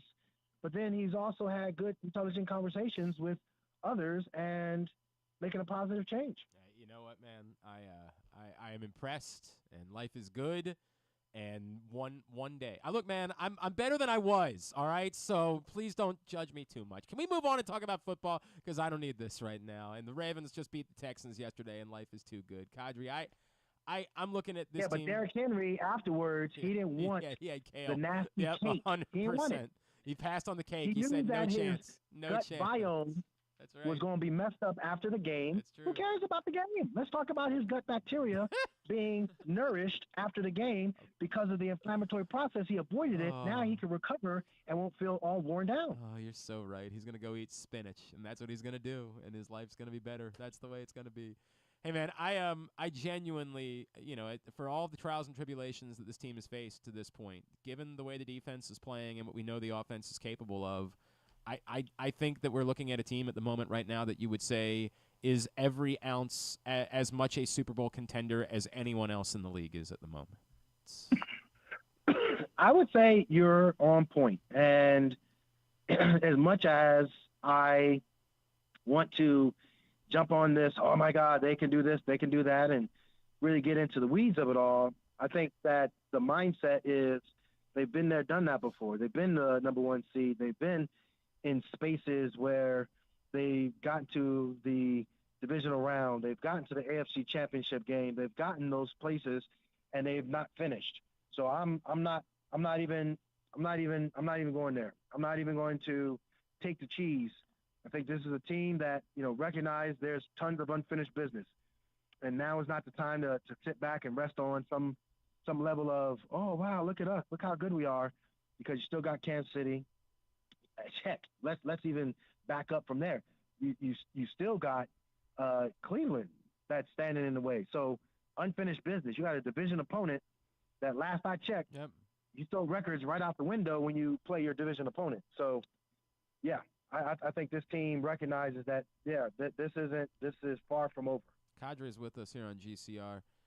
Qadry, what has changed for this defense? How do you we all see the way they're using Kyle Hamilton is different, and Ardarius Washington has been a lifesaver since they've gone to him. But are there other things that you've noticed that have changed from this being a defense that we were terribly concerned about to being a defense that over the last 6 weeks has been amongst the best in football? Yeah, the thing is, they literally benched players, and they elevated guys that put in the work. And so from that aspect of it all, it's like, all right, cool. We know that to play and to, I won't say talk is cheap, but I will say that there are times where, especially in the NFL, sometimes the politics of the front office gets in the way. And what I mean by that is that guys get caught up in, who has what clout because of contracts, but their play doesn't necessarily justify them playing. And so from that bigger picture standpoint, I think that meeting of the minds that they had back in November and guys, calling each other out, I think that was the main thing. The main thing is the main thing. And, Chris Board and, Malik Harrison and, literally moving Marcus Williams out and putting in Ardarius Washington, but also, the subtleties of Kyle Hamilton's play from just predominantly at the line to more deep safety.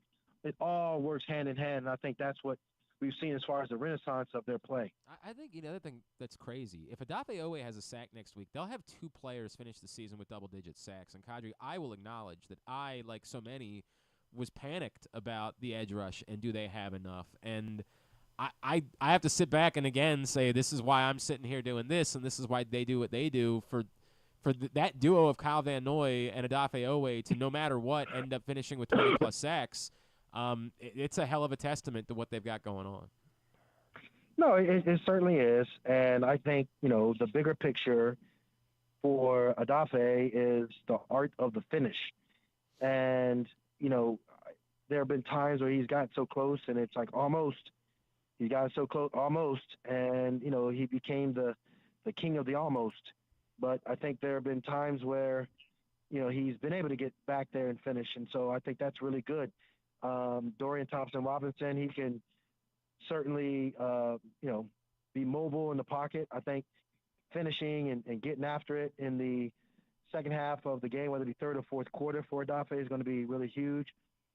Kind of build upon that momentum to get that double-digit sack. But, I think no question about it. The pass rush has certainly benefited from the secondary, and the secondary has certainly benefited from the pass rush. There's no doubt about it.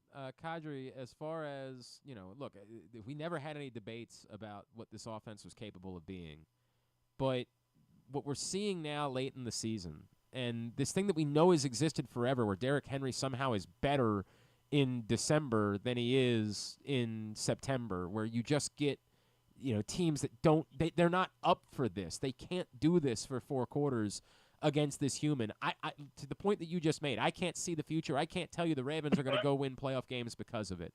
But there, to me, is every reason to believe that it can be different, because I just don't know who wants 4 quarters of having that barreling at them when they also have to deal with Lamar Jackson in the cold in January. Well, I think, you also got to give credit to the run game coordinator, the offensive line coach. You got to give credit where credit is due as far as, really featuring schemes and adapting to when teams have, kind of, okay, well, you guys do this. If it's the read option, hey, let's just go in there and crash down on Lamar, and we'll handle the interior the way we handle the interior to, thwart the efforts of what big Derrick Henry does. And so I think for the King and for Lamar, MV3, I think they both have benefited from some of the adjustments of the inside zone, some of the outside zone, some of the gun as opposed to under center formations, and also run schemes. So I think there's a lot that goes into it that makes it where, yes, like you're saying, man, who wants to see Derrick Henry? And not many people are willing to go ahead and test that theory. There was an awful lot of tweeting from Odell Beckham yesterday during the Ravens game. A lot. Wasn't that funny? Yeah, an awful lot, right? And it made a lot of people wonder if he's just kind of trying to position himself to be back on this team for the stretch run.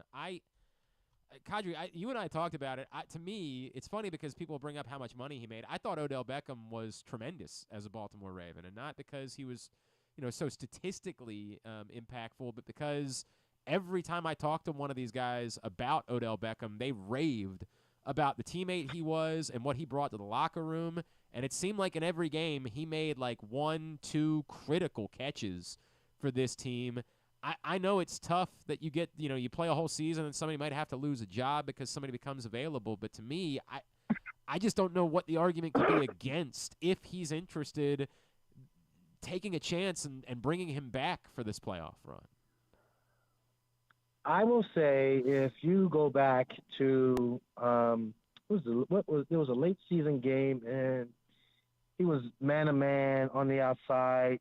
Lamar slung it down, and he just made an incredible, typical Odell Beckham-type catch where both feet got inbounds, and it was a game changer. They got into the red zone. I think it was the It was Dolphins on the Ravens game, sideline right? going into the Ravens tunnel. Was it? I feel like I remember that in the Dolphins game last year. Thank you. There you go. It was the Dolphins game. So, to me, when I look at Odell, he has that ability to make those critical catches that are just like strategic. Those strategic catches are where he separates himself. And you don't necessarily have to feature him. You just need to have those strategic catches. And I think he knows that. And I think if, you know, the stars align, then I think that would be really cool to see him there, meaning with the Ravens and seeing those strategic catches come to fruition. Yep. It makes all the sense in the world to me. All right, let me wrap with this. Do you care about the MVP conversation, or are you at the point where you just say, dude, if the other guy wins it, so be it. The Ravens need to win a Super Bowl. No, I think it's the foolishness of, you know, the narratives of my fellow analysts that are saying, you know, Josh Allen is already locked it up and all the things. And, you know, yeah, sure, Lamar had, you know, 2 games where it wasn't exactly the greatest one. It was early in the year when it came to Las Vegas, and then the other game, you know, was Pittsburgh. But shoot, he is more than made up for it, and he's more than shown that he's the league MVP. I don't understand that thinking. It's just dumb. I think, you know, Josh Allen has had an outstanding year. I think that they keep moving the bar as far as what constitutes amazing quarterback play, and that's what's frustrating to me. But make no mistake about it, I think, you know, Lamar Jackson clearing away is the league MVP. He is a different human. He's just not like everybody else. There's no debate about that. Remind everybody about what you're doing with missile training, my friend. Yeah, man. Missile training. You can go to missiletraining.com. At missiletraining.com, shoot me an email and reach out as far as if it is for you or if you are a person that is looking for better movement and movement dynamics and helping yourself be able to recover and be more durable as a person, come see me. If you're an athlete or if you're a team, I do team training. I do, whether you're a athlete in whatever the sport. Actually, one of my top athletes, she is one of the top squash players in the world, and she was dealing with 2 Achilles, and she reached out to me and asked if I could help her, and, you know, yes, and she has regained a lot of her confidence in her movement because I was explaining to her how her incorrect movement was actually harming her, not helping her. So it's those conversations, it's those trainings, it's those type protocols for everyone that I look to, whether you're 6 years old all the way up to 85, we can get it done. That's missiletraining.com. All right, this is a promise. I will bring my boys up there for you to work with them. That's straight 100%. I will do that. You and I will be in touch about that because my 9-year-old's actually a pretty decent baseball player, and so I could use a little bit of help in that department.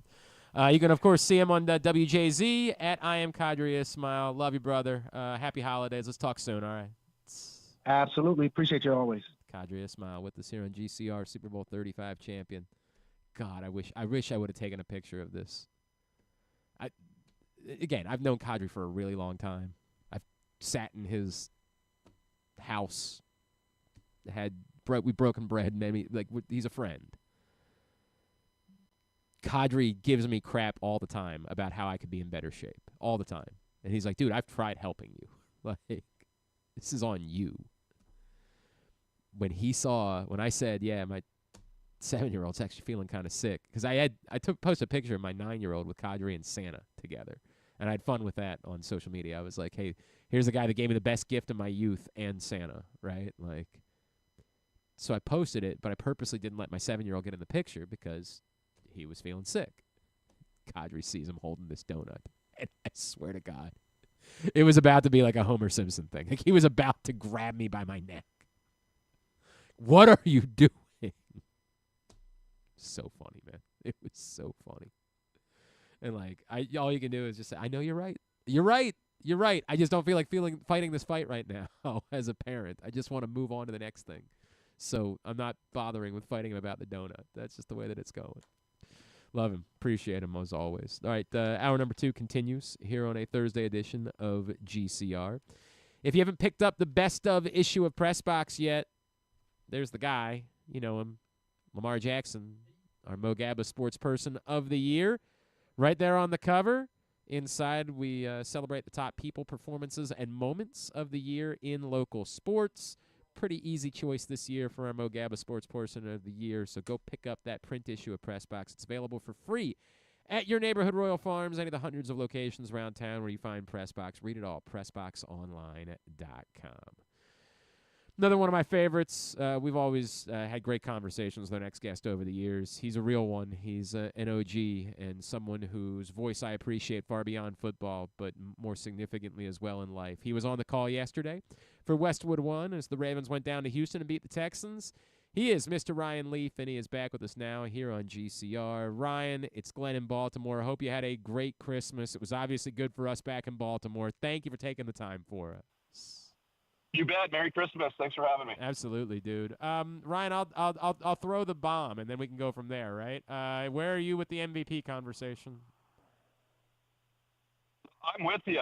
I don't see how the narrative got spun off with this being a Josh Allen no contest. So Lamar continues to improve every single week. He looks as poised and ready to go as anybody.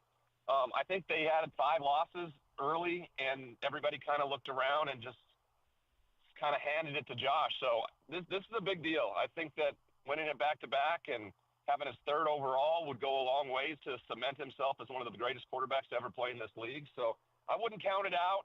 I don't like the odds people out there with it such a differential, but for me, frankly, he's been the best quarterback in the NFL for a few years. There is obviously something more important than that, of course, right? Because you're right, and it's funny. I'm not even really gonna flip out about it because what I appreciate and love most about Lamar is how much he wants to win a Super Bowl. And I don't know, yeah. Ryan.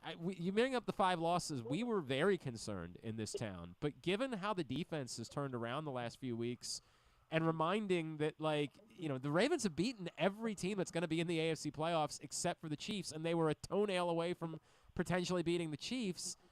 I don't know. I look at it right now and say, despite all of the trials and tribulations and all of the ups and downs, it's hard for me to not look at this team at the moment and think that they have just as good a chance as anyone else in the AFC of reaching the Super Bowl. I totally agree with you. I feel like, like anything, when Mike McDonald takes off and heads to Seattle, there is a learning curve. There's a settling in period. And Zachary Orr, over the last few weeks, has really got this team in sync. I got a chance to chat with and see Roquan Smith before the game yesterday. Yeah. I don't know if I've seen him more locked in than where he was yesterday. I thought he was about to rip my head off when we gave it. It was crazy. But it was a lot of fun to see them play that way. And then our Darius Washington, he was my defensive player of the game. Zachary Orr asked him to do a lot of different things yesterday, but the moment he made that stop on 4th down, he was in full commitment mode to make sure he did not get in the end zone. That was a huge turning point in the football game. I think it really sent it in Baltimore's favor. And yeah, I'm with you right there. The only issue I would have simply is the fact that, if they do go in the AFC Championship, it's going to have to be Kansas back in Arrowhead. Yep. Ironically, finish the season where they started it. No, 100%. Ryan Leaf's with us here on GCR. Look, and by the way, the Chiefs, it's funny, I said this earlier, Ryan, as much as we've written off the Chiefs this season, I think this Chiefs team is better than last year's Chiefs team. You look at the pass catchers now with Hollywood Brown in the mix and DeAndre Hopkins and the way that Gray has played this season to go along with Kelsey. I know that they haven't been perfect, but I'm convinced they're actually a more dangerous Chiefs team this year than they were a year ago. Well, you would be right. They just haven't accepted what the NFL is for them. And their pathway to victory is one-possession games. They just know that it's going to come down to probably a field goal or one possession.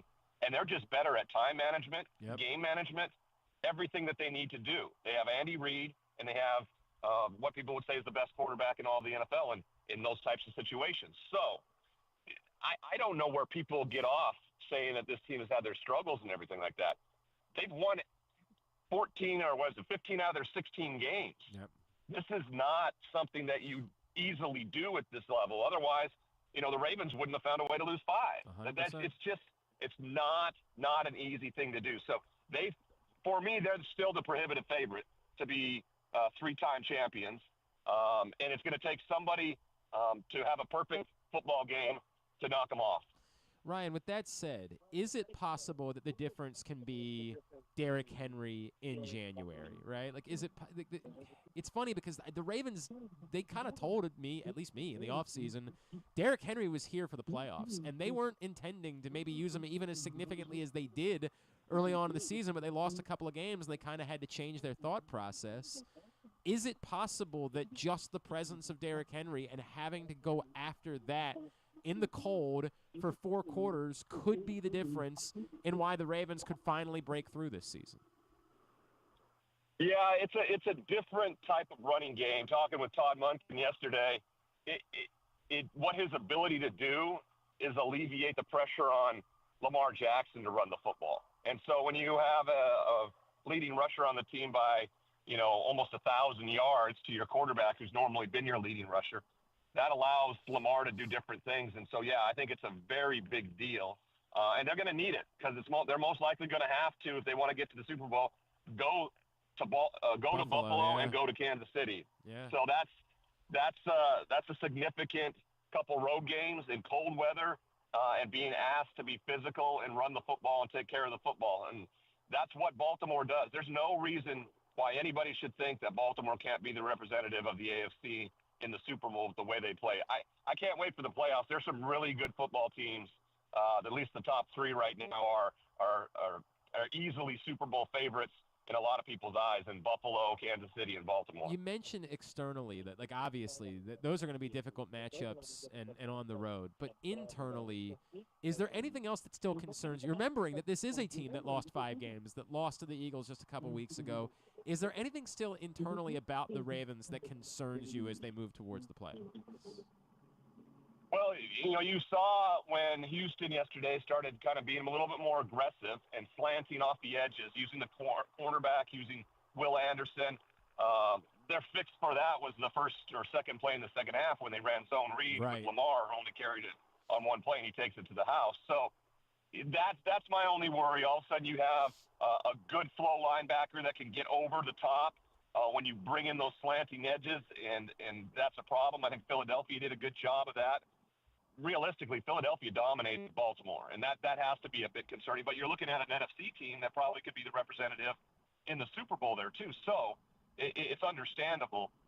My biggest thing, and it always is how are the wide receivers going to be utilized? Some games they just seem like they disappear. Yesterday they seemed like they disappeared. They didn't need them, but there's going to come a moment, and I think the Kansas City game last year was a pretty good example of that. And the wide receivers did not show up in that game where Todd Monken stopped running the football, and you needed wide receivers to be the answer, and they weren't. I thought we've seen improvement on that with Rashad Bateman this year, with Zay Flowers continuing to get better, but that would be my only signal to if things start to go bad where they're not able to rush the football and then the wide receivers become obsolete and you are relying firmly and only on the running backs and the tight ends out of the backfield. We were just talking about this a minute ago. There was an awful lot of tweeting during the game yesterday from one Odell Beckham about the Ravens and how much he was raving. And Ryan, it's funny because he came into Baltimore with this reputation, and yet everything about him as a Baltimore Raven was professional, and his teammates loved him. I get it sucks for someone to have to lose a job late in the season, but I can't imagine what the argument would be against if he's interested, trying to bring him back for the playoff run. Me either. I love Odell Beckham Jr. I've had some really good conversations with him. I think he's really been humbled and understands what it takes, especially late in his career. And I'm all over the idea of having someone like that in your wide receiver room during the playoffs, for sure. So, yeah, I wouldn't fault anybody for something like that. That guy, brings together a wide receiver room, brings together teammates.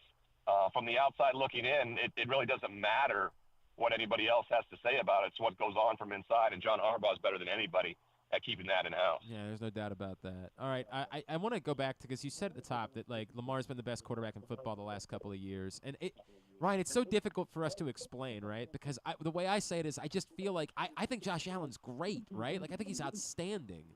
But, like, watching Lamar Jackson just feels like you're watching Shohei Ohtani. It feels like you're watching someone who's just not like everyone else. Can you describe it maybe in a way that's perhaps more eloquent than the way that I attempt to describe it to people? I don't think that is an uneloquent way to describe it. The smoothness with which he plays the position, the understanding of football in this generation, and then the just absolute love from his teammates, his coaches. I mean, you go around pregame, and I can't find anybody to have, like, any kind of thing. The only thing that I got back from about Lamar Jackson yesterday was, the fact that he has 700-plus yards rushing this year is not by scheme. Like, Todd Monken has not schemed him up to run the ball the way he has this year, but he gets back to the sideline, and they're like, "What's going on?" And they're like, he just simply says, "Coach, this is my team. I had to make the play." If he didn't run once, the rest of the season, they would be very, very happy with that. But he just is such a competitor. And guess what? You don't have to have the best. Like we don't have to have the best quarterback in the NFL right now. You can have multiple quarterbacks that are great that you feel very similar about in all of them. And I do about Josh Allen, and I do about Patrick Mahomes, and I do about Justin Herbert and Lamar Jackson, which ironically could be the 4 quarterbacks in the divisional round of the playoffs when it's all said and done. You can have all of those feelings around these quarterbacks and it'd be okay. You don't have to point to one and go, he's the best. And if you don't like that, there's something wrong with you. This is just about enjoying football. And if you are in Baltimore and you're a fan of the Ravens, or if you're a fan of the Bills, you just should be very, very pleased with the fact that you have this young man as your franchise quarterback for the foreseeable future. Well, and add to it, man, what you just said, and if you throw Joe Burrow into that conversation, I know it's not likely that they're going to find their way back in, but it's not impossible. But, like, we talked about the golden era of quarterbacking in the AFC with Peyton Manning and Tom Brady and Ben Roethlisberger and Phillip Rivers, and it was I don't know that this era isn't greater than that with that group of guys that you're just talking about. It's pretty darn good. I think when you're ever in it, you tend to look around. The thing about the Tom Brady era, he just dominated it. Like, he won everything. He didn't allow anybody else to win it. Right. And so Patrick Mahomes is in that space right now. He's got 3 of them and looking squarely in the eyes of a 4th one. Is there going to be a guy in this generation of quarterbacks that is great, that we talk about in the great forms? Is there going to be somebody that topples him and holds the Lombardi for the first time in the AFC outside of Tom Brady and Patrick Mahomes? That's the bigger question in all of this, because last year seemed like the perfect antidote to everything, right? Home field advantage for Baltimore, first time ever to the AFC Championship, and they still get beat. And so that's the bigger question. How do they get him on the ground? How do they get him out of the conversation? And one of these great quarterbacks we talked about are the ones hoisting the Lombardi come February 9th. Ryan Leaf, what all can we plug for you, man? I know you're like the busiest man in the world and working all the time in all sorts of different places. What can we plug for you? Well, I don't know, man. I mean, I'm calling the Chargers-Patriots game here on Saturday on Westwood 1. I'm actually, my new gig with the Last Mile, which is on Sirius XM Radio. I'm going to be in San Quentin prison on January 9th or January 10th. And I'm going to be in there. It's my own little, Johnny Cash moment, except I'm going to be doing some special interviews with some guys and things like that. So this has been a pretty powerful platform that I'm getting here. Can I don't want to put you on the spot or anything. Like the holiday season is always difficult for everybody, right? Like, and as someone who has been so open with everything that you've been through, is there anything that you pass along to people if they're struggling mental health wise right now? Is there anything that you'd want them to know? Well, it's all about how you understand that this too shall pass. It's a hard accepting thing to do, especially when you're in it, because you think it's it's the end of the world. And I wish I could carry someone, however long it took, 12, 18 months to where they could be if they,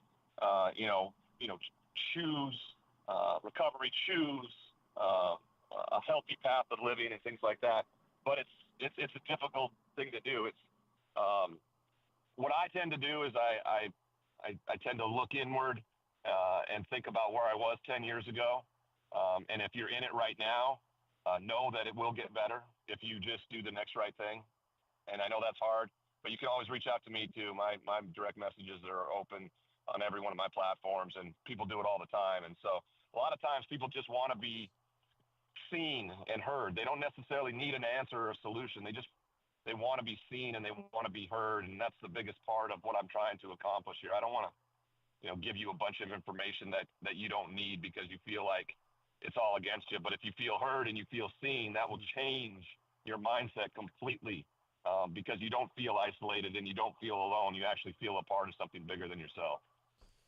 At Ryan D. Leaf is how you would follow him, and if you wanted to reach out, that would be the way to do it. Ryan, as I said at the top, man, I'm appreciative of our football conversations, but I'm so much more appreciative of the human that you are, man.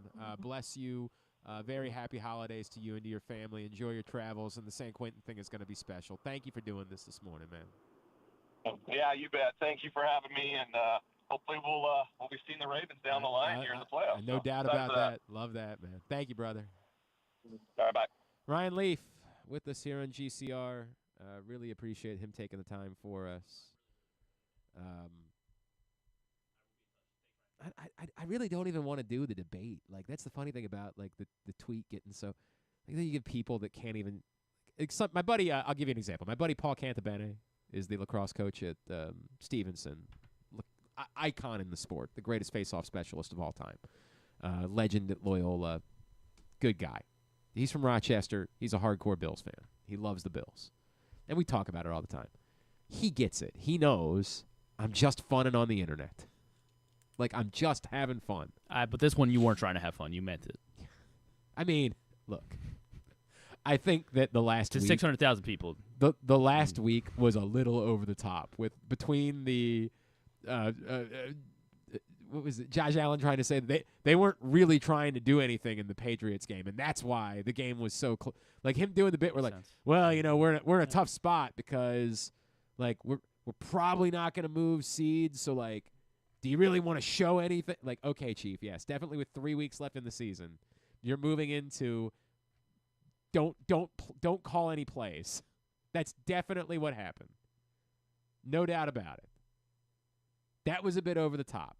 And then for it to be immediately followed up by the Ian Rappaport report about his hand, you're like, okay, guy. Like, okay. And look, man, for me to pretend like there aren't PR machines that work on everything, like, yes, of course. Everybody's doing PR and trying to push their guy. Everybody in Boise was trying to push Ashton Genty. Everybody, like, this happens. I'm having fun on the internet. I wrote a column, the hilarious part, for some of the Weisenheimers, for some of the people who got their panties particularly in a bunch about it, that can't just have fun on the internet, is that I just wrote a column a couple days ago saying I don't care. And that Josh Allen is potentially deserving of being the MVP. Because there's no obvious, like, there is no here's who the MVP is. It is based on opinion. And if your opinion is it matters that the Bills beat the Chiefs and the Lions, then you'll probably vote for Josh Allen. If your opinion is that it matters who has the better statistics, then you would vote for Lamar Jackson. If your opinion is it matters who has the better advanced statistics, then you'll, I think at the moment, still be voting for Josh Allen. If your opinion is who the most valuable player is, then you'll if your opinion is who won the head-to-head matchup between the two guys, who actually played well in that game and who played like dog ass, respect. Then you'd vote for Lamar Jackson. Well, he had a broken hand, all right, Glenn? That's so right. How about you show some respect? Relax. There's no correct answer here. It's all opinion. That's literally what this is. My opinion is that this person's... My opinion is that every time Lamar Jackson plays football, he's the most valuable player that's involved with it. He's just more valuable than anybody else. because his skill set is unlike anything we've ever seen before. It's the Shohei Ohtani thing. I was having it, but it's funny because that one was one that got people going yesterday. We were having a day on Twitter yesterday. And then somebody brought up Steph Curry, and I was like, that's almost like the reaction that you saw on the touchdown to Isaiah Likely from the Texans defenders, where they're just like, what do we do?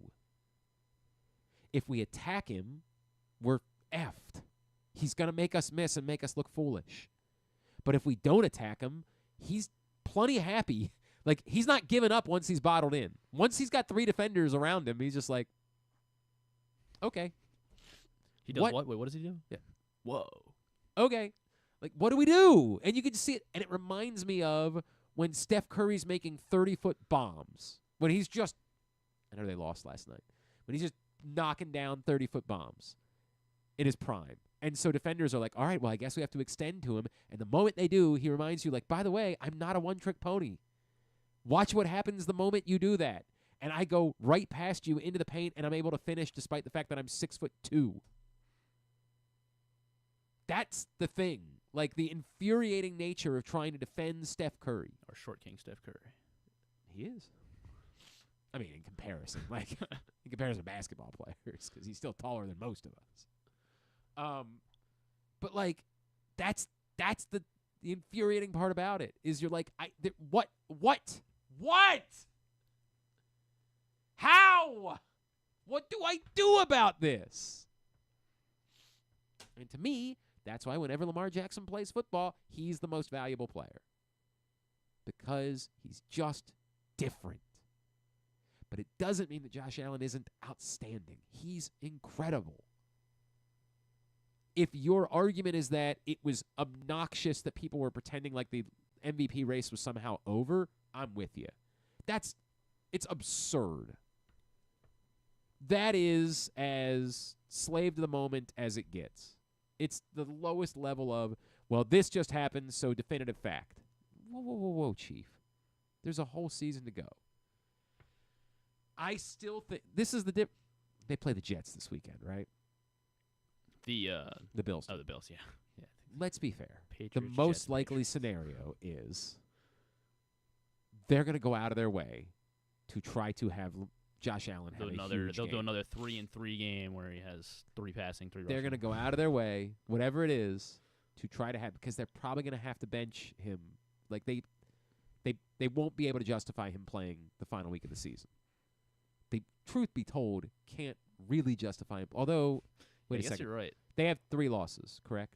Yeah. So they still do need to win one they more can game to lock up technically the fall to number. 12-5. So they can still justify him playing this week. Because to lock up the number 2 seed, they've got to win one more game. Because the Ravens obviously have the tiebreaker over them if they finish tied because they beat them. So they can justify him playing, but they won't be able to justify him playing next week, which that will pain them because it will give Lamar the final say. So expect one of 2 things happens this week. Either he has insano game where they just go out of their way and they say, dude, we're not handing the ball off once. You're doing all the – God damn it, I've got James Cook in a couple of fantasy. Now I'm mad that because in the press box league I have Josh Allen, and I'm like, darn, I would have won this. I would have won the championship. They're going to go all. They're going to go 50 all in, later. right? Like all in. But what really would be crazy is if he doesn't have a brilliant game, he's essentially seeding MVP. Like, it really does come down to either he's going to be overwhelming and people are just going to say, all right, dude, we'll let you have this one. Or if he's even just good, that's going to be enough for them to say, against the Jets, you weren't brilliant? Against the Jets? It's over. Lamar's the MVP. Is the way that's going to go. But I think the more likely scenario is just expect, like, the ball is in his hands on every play. They don't hand the ball off once on Sunday because they're so hell-bent about getting him MVP and what's going to be his final game of the season. But whatever, man. Like, whatever. The part that I care about is the part where Lamar Jackson looks like he's leading a team that has a chance to win the Super Bowl. Like, that's the part that matters.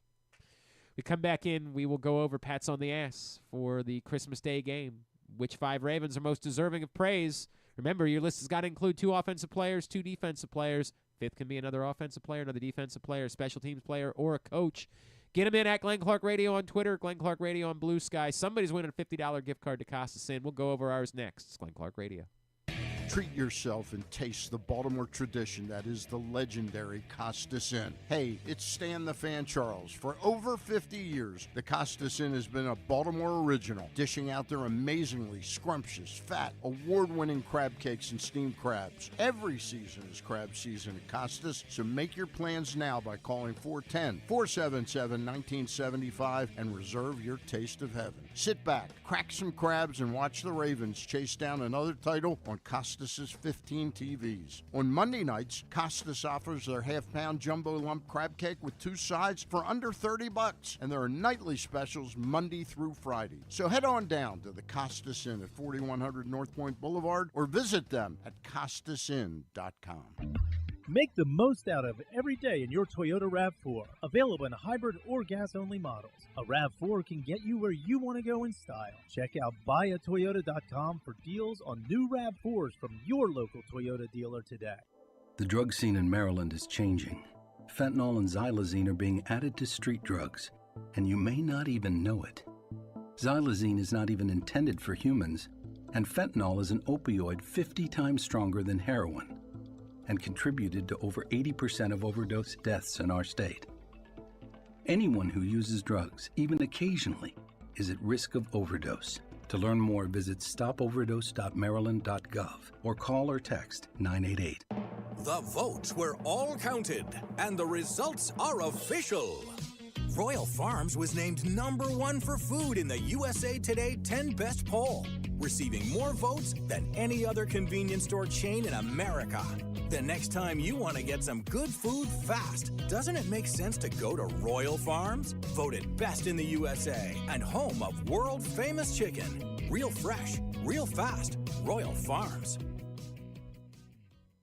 The latest edition of Press Box is available now, and it's our very special Best of 2024 issue. On the cover, we celebrate our Mo Gabba Sports Person of the Year, Lamar Jackson, as Bo Smolka profiles what the quarterback means to the community beyond the football field. Also inside, we celebrate the top people, performances, and moments of the year in local sports. Press Box is available for free at over 500 area locations, including 60 Royal Farm stores, and you can always read the entire issue and find the best daily coverage of the Orioles, Ravens, and Terps at PressBoxOnline.com. Need a trophy or award that's as unique as the achievement? Look no further than Crown Trophy. With locations in Owings Mills and Gaithersburg, they specialize in custom trophies, plaques, and medals for any occasion. From sports and academic awards to employee recognition and corporate gifts, visit crowntrophy.com today and let them help you create a lasting memory for your school, team, or business. Crown Trophy is a proud supporter of the Maryland Public Secondary Schools Athletic Association. crowntrophy.com. One of the things that's definitely wrong with this country is that this dude still has a job somehow, some way. Glenn Clark. All right, back in here on GCR as we continue along on a Thursday edition of the program. We've never done this on a Thursday before. It's time for a Thursday version of Pat's on the Act. Do we have to do 5 plays tomorrow? Why wouldn't we? Well, there's one. There could be a few. A couple. Yeah. I just the game was in balance for it's probably the wrong day to do it with Stan. We got to maybe try to save it for the end of the show. Okay. like imagine putting Stan through that on a blowout game. Yeah, I guess like Lamar's run will probably make the list. Like it's just a it's a rough day for coming up with 5. Like I had like 3 that I thought were because I was thinking back on it and I was like getting to the point where I was like, well, maybe that run didn't even matter, honestly. And at that point you could say it really didn't. It's just in the context of you got to pick 5 and then plays. Watching it, it was like, that was you probably pick the run and you probably pick the Mark Andrews play, right? Like those, you get 3. I got 3. Or well, the thing is because that like the likely touchdown was also that same Andrews drive, so it was like one of those two. I think the Andrews play is more significant than the likely play. Probably. I do. Yeah, probably. I do. They were both like almost kind of similar, honestly. They were like, similar. Yeah. I agree with that. Well, no, because the Andrews one was more. The likely was in the flat. The Andrews one was. But just because the likely one, he's like literally. There is that. You're not wrong about that. That was the one that I just referenced. It's You know, defenders all over. There's 3 guys in just, front of him, and he's just. Yeah, maybe it's both. Maybe we're just doing 5 plays right now. What are the 5 Lamar Jackson plays from yesterday?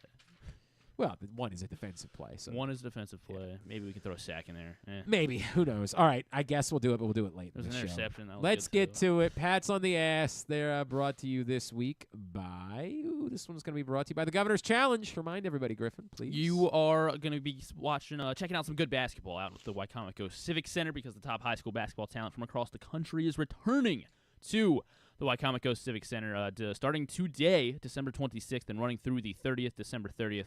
For the Governor's Challenge presented by Pohanka of Salisbury, witness 5 full days of elite competition featuring over 140 high school basketball teams from 16 states plus Canada. Multiple top 10 teams and nationally ranked players will display their talents on the court. Do not miss the best experience in high school hoops. For tickets and info, visit govchallenge.org, govchallenge.org for more info and for tickets. All right, here we go. This one, again, you would say it was actually kind of difficult for me because to me, 4 were obvious. The 5th one was the one that I could have made an argument for just about anybody, right? But it had to be because of who the first 4 were. It had to be a second defensive player. And the truth was the defensive thing it's the reason why Zach Orr is going to be on my list is it was just so across the board that it wasn't like anyone. No one was so dominant on every play. Everyone was dominant as a group. Yeah, yes, at different times. It was very difficult to choose who the second defensive player was going to be. So I went with the guy that had 3 quarterback hits, and I went with Nnamdi Madubuike because of it. Because I feel like quietly we've been Nnamdi Madubuike got this contract and hasn't been exactly what he was a year ago. And I feel like we've been a little critical of Nnamdi Madubuike. Not because he hasn't stunk.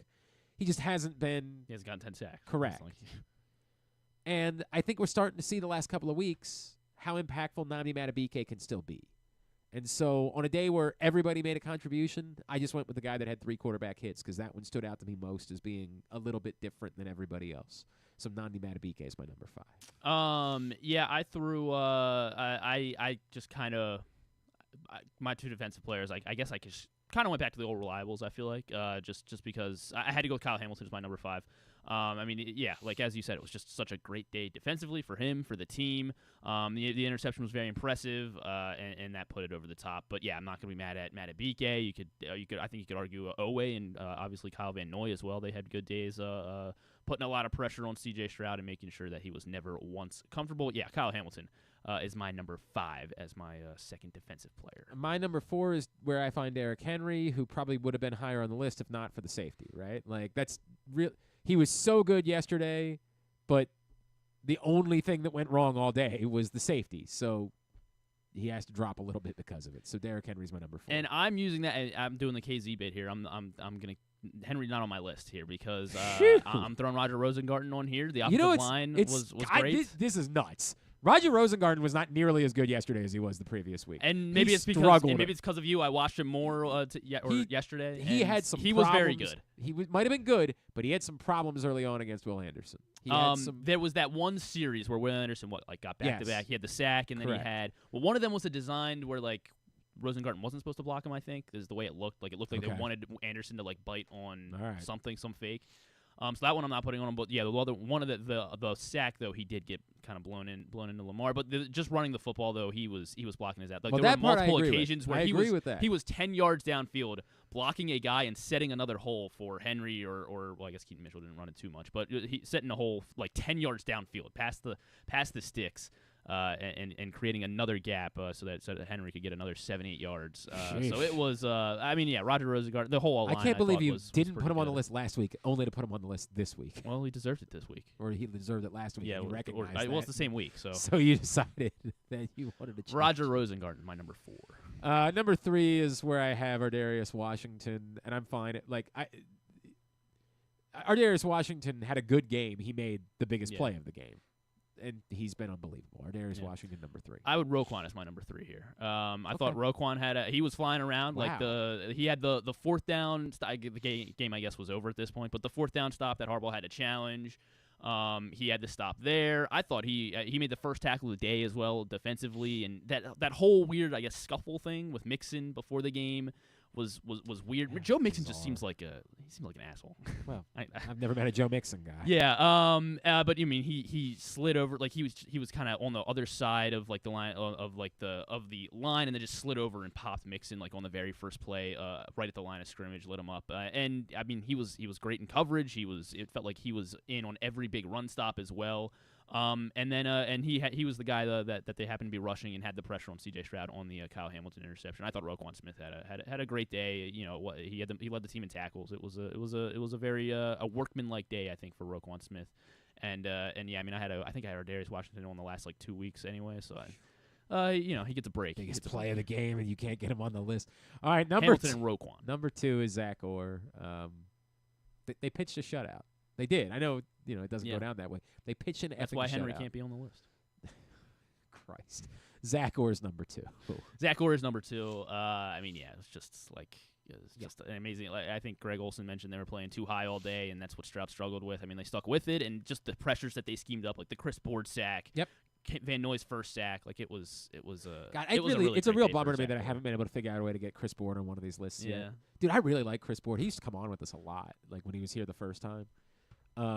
He's just this really likable guy, and he's just playing really good football, man.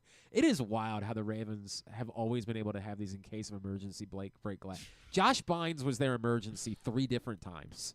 And he can still come back, I think. Probably could. It's crazy. And they're like, we'll just call Chris Board. All good. We're fixed. Problem solved. And Malik Harrison's been good, too. Yeah. Like, I don't want to take anything away from Malik Harrison, who's been really good. But damn, man. Like, it's crazy. Yeah, and look. Justin Tucker made a 50-yard field goal. Had to be there. Love me some Justin Tucker. I guess that breaks the rules, but it's okay for today. It's obviously Lamar. Like, that's what it is, and that's the way it's going to be. And, you know. It's obviously Lamar. That's just the way that it goes. Trying to think if there's anybody else that Brian wanted some love for Kyle Van Noy on the list. Sure. What a season, man. What a season. Our guy Keith also had Kyle Van Noy on his list. He had Van Noy, Washington, and Hamilton as his 3 defensive players, then Henry and Jackson 2 and 1. I would just like to be able to breathe. That would be really nice. Shauna was with me. Oh, but Shauna, you're cheating again. No. She does this sometimes. She had Matabike at 5, but then I see she had a tie between Kyle Hamilton and Ardarius Washington at 4. Sorry, nope, not allowed. It's Ardarius Hamilton. But then oddly, she had Todd Monken at 3, and then Lamar 2, King Henry 1. I mean, he did. Are we taking Monken for granted? I don't know. Probably are. That's probably the case. Dave said, how about some love for Adafe? Yeah, absolutely. Sure. Now, where is he on your list, Dave? You're not actually giving me a list. You're just saying, how about some love His for list is Adafe? Owe. Right? Owe. Which I guess would be cheating, yeah. Yeah, it would not be allowed. 3 times. Continue to get me yours at Glenn Clark Radio, and you can win that $50 gift card to the Costas. And if you have any ideas for how I could breathe again, guess hot tea maybe. I don't know. It's not my throat. It's the but like I can still. I feel like that helps the sinuses sometimes. I don't know. I just like or maybe I just eat a lot of spicy food in the next couple of days. Try to clear them right up. Oh, it sucks, dude. And then you watch. Like I went back and when I was trying to post game day from last night, it like looks like I'm crying. Oh really? Because my face is just red. Like 'cause it's just. Maybe I wasn't looking too closely at you. I mean. I know most of the time you normally stare. Yeah, no. I understand. I don't blame you. Think about how lucky my wife is, you know. Like she gets all of this. All of it. But yeah, dude, I just happened to see like a particular shot where I'm like, dude, it looks like I'm in tears because I'm just. Plus, for some reason, whenever I'm in the living room at my house, it's always hot. I don't know how to explain it. I'm all red and flushed. It looks awful. Get me yours. You can be a winner. Griffin, remind everybody about Live Casino and Hotel. I think everyone knows what's going on, but I would love to remind everyone they are getting $7 in free slot play every time that Baltimore or Washington's football team score touchdowns during home games. Live Rewards members, again, $7 in free slot play. Have to have your Live Rewards card inserted correctly into the slot machine. I'm doing a read here, all right? Sorry. $7 in free slot play, live rewards card inserted correctly into the slot machine. Any slot machine you'd be actively playing in order to get your prize, but once those touchdowns score, $7 in free slot play. Every home game for Baltimore and Washington this season, and it looks like both might be playing into January as well. So take advantage, continue to take advantage of it. At Arundel Mills, must be 21. Please play responsibly. For help, visit mdgamblinghelp.org or call 1-800-GAMBLER. 3 things that I wanted to bring up that were on the list. Chris, what did you make of the Deontay Johnson pregame exchanges? You had a lot of like Zapruder film going on about all the Ravens players going over to greet Deontay Johnson before the game. It's clear the Ravens don't hate Deontay Johnson, and the way that as I said, it's clear the Texans though hate Steven Sims, just blowing him up before he. That's right. That's right. What the hell was that? God bless. Greg Olson is such a good football color analyst, and he's just like trying to. He's like, I don't know, dude. What the? Like, it's not even close. Yeah, I guess they do hate Steven Sims. Very weird. Why? As again, I'm so befuddled by the differences in the Deontay Johnson thing and the Devondre Campbell thing. Like, I am befuddled by it. I assume that it does matter in why the Texans are willing to take a chance on Deontay Johnson. And part of it is they obviously had a need at wide receiver with both Diggs and Dell down, but the other part of it is like I'm going to guess that they like called and asked like, hey, is this guy a piece of S? And like probably some people with the Ravens were like, no, I don't know, but yeah. I'll never get it. I was told that this thing happened when Bateman got hurt. Because as I said, if it had happened in the last drive of the game, there'd be way more room for me to be like, okay, it makes sense. Like the Ravens players understand. They weren't winning the game anyway. They're not all that mad about it. Like everybody was pissed off. Everybody was frustrated about how the game had went. They're giving him the benefit of the doubt. But if he really was asked to go in when Bateman got hurt and said no, dude, you could never be on my. I don't care if you're the nicest guy on the face of the planet. There's no way that would be my. Because then it is exactly the Devondre Campbell thing, where the guy in front of him got hurt. Right. And we need you, and you're just telling us to go F? Dude. I could never. Maybe I don't hate you. Maybe I could say I don't want you to be my teammate, but I could still be pleasant to you when I see you. Like, I don't know. I have no idea. And I am to understand that's what happened. Now, is it possible there's more to the story? And I have tried poking around, but I'm telling you, they're doing a good job with this one. Is it possible that, like, in the moment he was emotional and then, like, later in the game he tried to go in and, then the coaching staff said, no, dude, you had your chance. You said no. We're done with you now. Like, is it possible that it's, like, that his teammates can say, hey, dude, he was emotional in the moment, but, like, he knows he was wrong and he tried to make up for it. I don't know. I haven't been able to get to the bottom of it. But, yeah, it certainly, I understand why everybody was like, wow, that's really weird. That they're all over there hugging him and they're all over there, loving on Deontay Johnson when he turned his back on them. Like, that's it. And then you want to say, like, well, this proves that, because this is what, like, the people 4 weeks ago would have said, well, this proves that John Harbaugh's lost the locker room. Well, like, hello? Yeah. Like, it ain't that. There's no mutiny going on right now. They're playing their best. So bizarre. The Shaq Barrett thing. Baltimore native Shaq Barrett apparently is going to be waived by the Miami Dolphins, who had signed him, and then he retired. The word is that if he's claimed on waivers, he will be ineligible to play. I don't know how this works, but if he's claimed on waivers, he'll be ineligible to play the rest of the season. If he's not claimed on waivers, he can sign as a free agent, and then he can play. I think the Eagles were the team that, when this conversation began a while back, the word was that the Eagles were interested, and that was part of the reason why the Dolphins were not willing to participate. So, like, a non-playoff team could just say we're gonna screw. We're gonna put a claim in just to be done with it, and I kind of hope someone does. But that's selfish. Yeah. Like, it is. Not fair for Barrett, I guess. I don't know. You say it's not fair for Barrett. Yeah, maybe it is. I don't know. I don't know. He signed a contract with somebody. Yeah. Like, that's, I don't know how to make what's fair out of this. Like, this goes back to the... If he didn't play all season, right? Or didn't play all season. Announced his retirement before the year began. But he had signed a contract to play for the Dolphins. So... This is always complicated to me, man. Like this is this is kind of the way I guess the Dolphins saying it's cool. I don't know. Like that's well, the Dolphins are out of it now. Yeah. Like what difference does it make? I don't know what to do here. I really don't know what the right. I think the right thing would be, nah, you don't get to play. But then somebody would say, well, how's that different than you wanting the Ravens to sign Odell Beckham? Well, like the teams had the opportunity to put a waiver claim in. It just sort of seems like there's become this almost honor among thieves to not put waiver. But what? So they put waiver claims in for Deontay Johnson. What was it? It was the Chargers and the Texans were the two? What was that? It's nuts, man. By the way, John Harbaugh's brother. Yeah. Go try to figure this out. I can't. Why would you put it away? I'm at a loss. I'm really at a loss for how this works. I inherently don't think it's a good thing that players should just be able to, like, there's a reason why you have a trade deadline. There's a reason why you don't want players to just become free agents late in the season. Like, if this happened in your fantasy league, if someone this week saw, like, oh, you've got a higher waiver claim priority? Well, I like you more than the guy that you're playing. I'll release Josh Allen. Right. You've got the higher waiver claim priority. You've got Josh Allen for the championship now. You'd be pissed. You'd kick them out of the league if they did this type of thing. And I'm not trying to pretend like one of these guys is Josh Allen.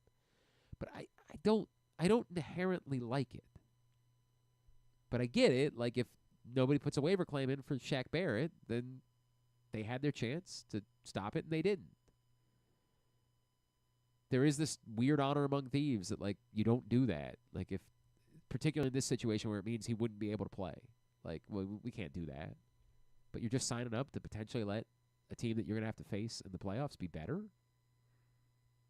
I don't like that either. I mean, I'd try to talk to Shaq Barrett. Hey, bro, you're from Baltimore, huh? Ever think about wearing purple? And look, I am sensitive to this with Shaq Barrett, too, because I know that, like, I think it was his daughter who passed away. That, like, that there's no doubt that that's played a role in, like, wanting to retire. And the maybe mental, not, like, it's very difficult, man. I don't know what the correct answer. I really don't. I don't know what the correct answer here is. I just know that I don't like it. It seems hinky in general. But, yeah, that's a big story. And then the other story today, wild. Mount St. Mary's will get to go down as the final team that ever beat Jim Larrañaga. Oh, man. Jim Larrañaga is stepping away immediately.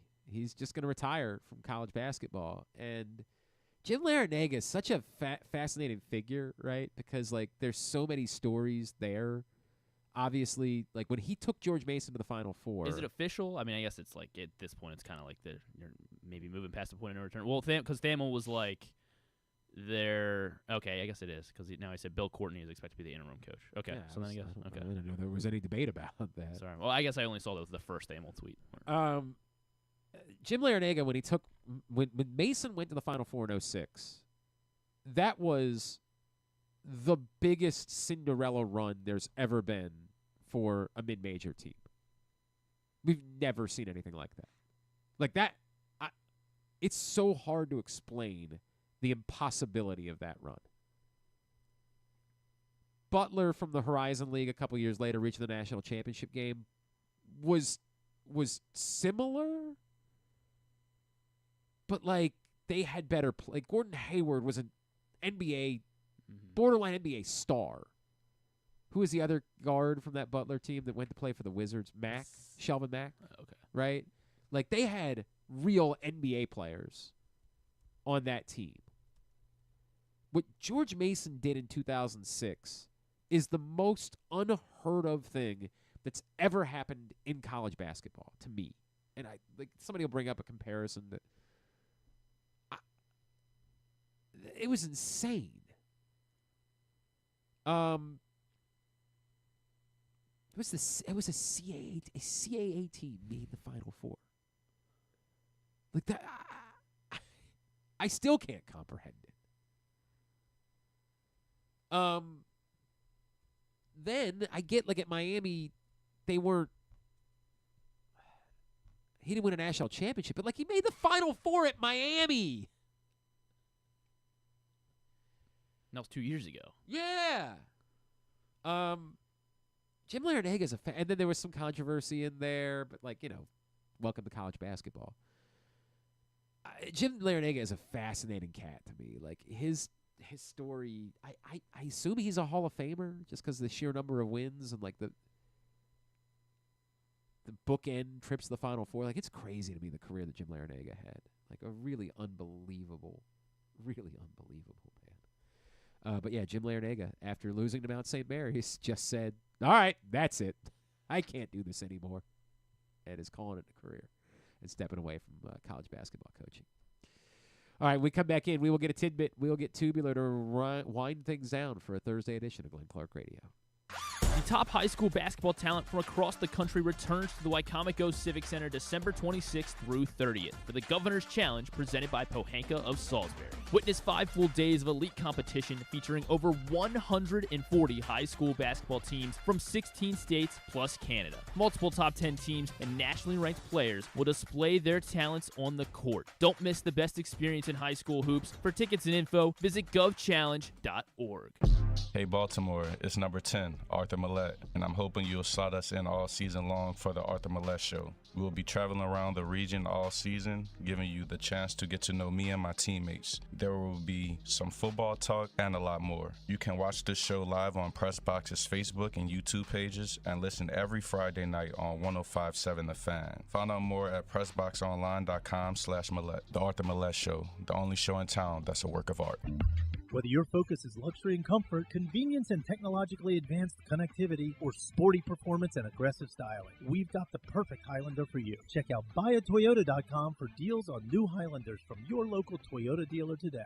The ultimate fan experience awaits you at Sports and Social Maryland. See how we're raising the sports bar with our massive 100-foot media wall featuring 40 HD TVs and a 47-foot big screen. Bet on your favorite teams and this year's biggest events at the FanDuel Sportsbook while enjoying your favorite beers and cocktails, plus our delicious takes on bar food classics. Visit Sports and Social at Live Casino and Hotel Maryland, at Arundel Mills. Must be 21. Gambling problem? Call 1-800-GAMBLER.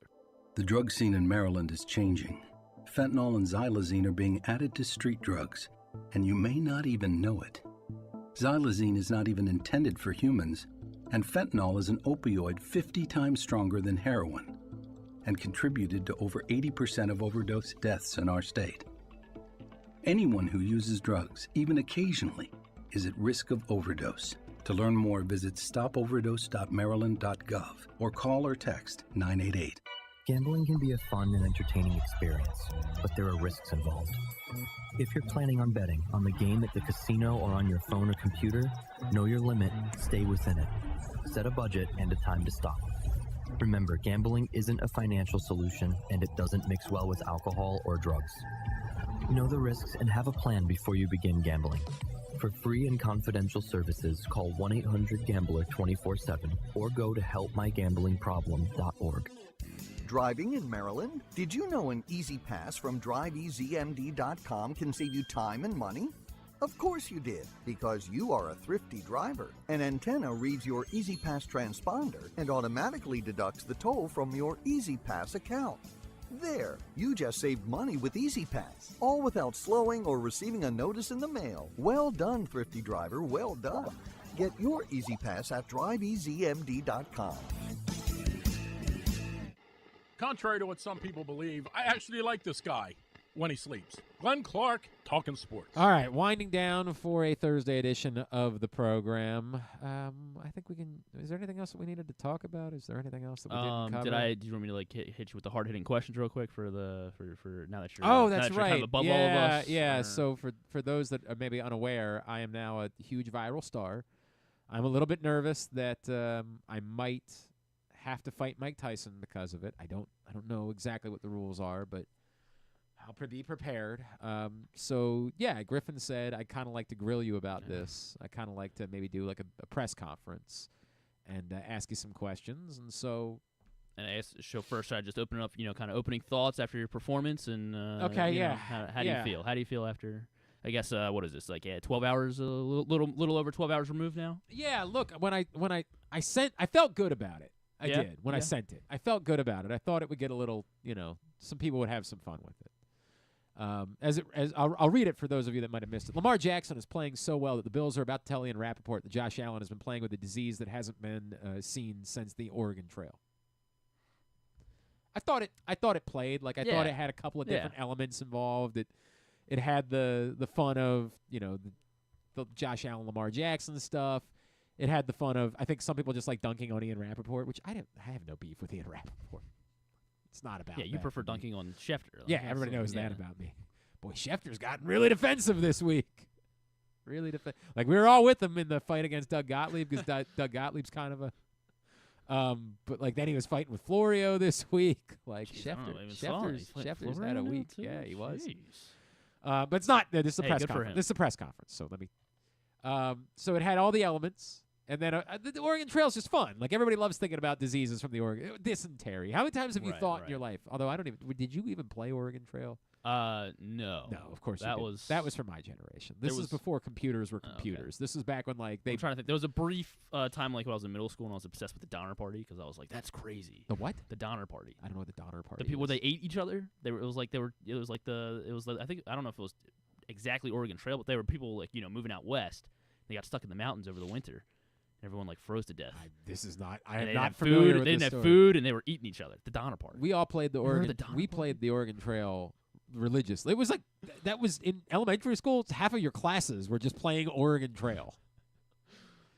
And we have this spot in our lives where we think back about so and so has died of dysentery. Like you would just be going along, everything would be fine. Then all of a sudden, your child would die.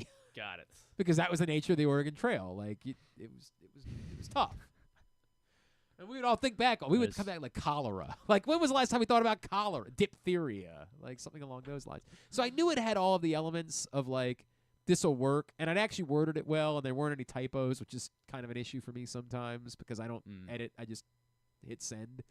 So like stars kind of aligned here. Like there was another one yesterday that I thought deserved a little bit more attention, which was. We're not talking about that one. No, stop. This is my opening statement. Okay, sorry, you're right. We as a society should be past Wednesday holidays. Like we should be able to say there's never a reason to have a holiday on Wednesday. And somebody say, well, it's because it's December 25th. December 25th doesn't mean anything. Even for Christians that say this is about celebrating the birth of Christ or whatever, they have no idea what day the Christ was born. It was yesterday. No, they don't know. Well, they've just picked December 25th. They could just as well celebrate the birth of the Christ on the final Thursday of December or the final Friday of December. Whatever it is that gets us a nice 4-day weekend. Well, we have calendars. There should never, ever, ever be a holiday on a Wednesday. It's no good for everyone. And we all are adult enough to know that, and yet we don't have the conversation. We're just like, it's tradition. That's what we've always done. It's the 4th of July, so it's got to be in the 4th of July. No, we could make Independence Day the first Thursday of July. We are adults. We are capable of this. Abraham Lincoln and George Washington actually have birthdays. But what do? We made it a Monday for the holiday. Make it a 4th Thursday or a 4th Friday of December. That's whatever you want. The final Friday of December. That's Christmas. And somebody would say, well, what if that also happens to be New Year's Eve? Figure out how it wouldn't be. Just do that.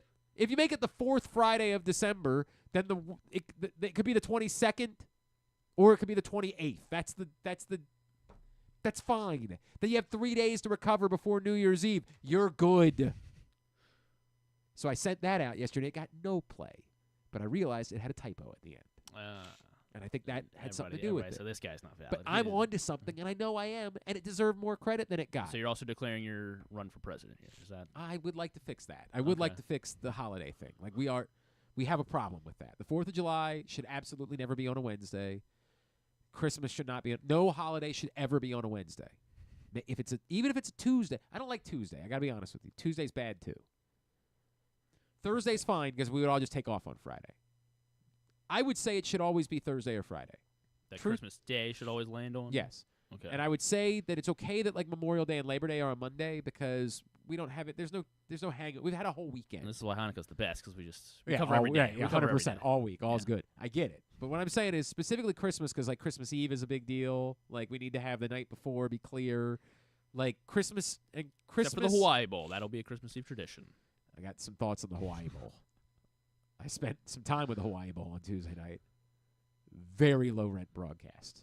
ESPN mailing it in. And like it's not the broadcaster's fault. They weren't on location. They did have a reporter there, though. They have a reporter on location, but wouldn't let the broadcasters be there. And it was obvious that the broadcasters weren't there. That sucks. It's the only game anybody's watching. It's all we got. Sorry. Anyway, so yes, I knew this one had a chance to be popular. I didn't see it becoming like this. I appreciate people enjoying it. And so I know I have some time for questions. Okay, and so I know it was a short week, and you probably weren't doing too much hitting, not wearing pads. What did you do? Was anything different, in the lead up to this? Yeah, prepping up for game day. No, truth be told, I don't prep my tweets anymore at all. There was a time, believe it or not, when I used to prep tweets, where I used to go over like, hey, what are some pop culture relevant things that have happened this week that I could find a way to incorporate into a tweet that maybe turns into a banger on Sunday? Like where I'd maybe see back when people watched SNL, I might like pull some like GIFs from SNL and figure out a way to incorporate them into my game day tweeting. I might see what was the big movie that came out that week and if there was anything related to that. Culture has shifted, obviously, post-pandemic. Not a lot of big movies. People don't all take in pop culture stuff at the same time anymore.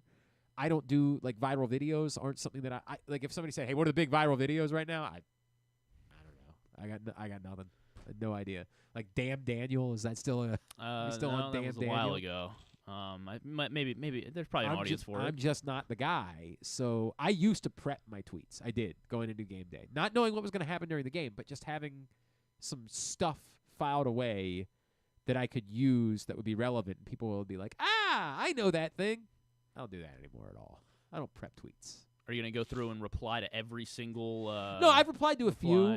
Just because it's people that are having fun or the people that have said something that I felt like I could have more fun with. Okay.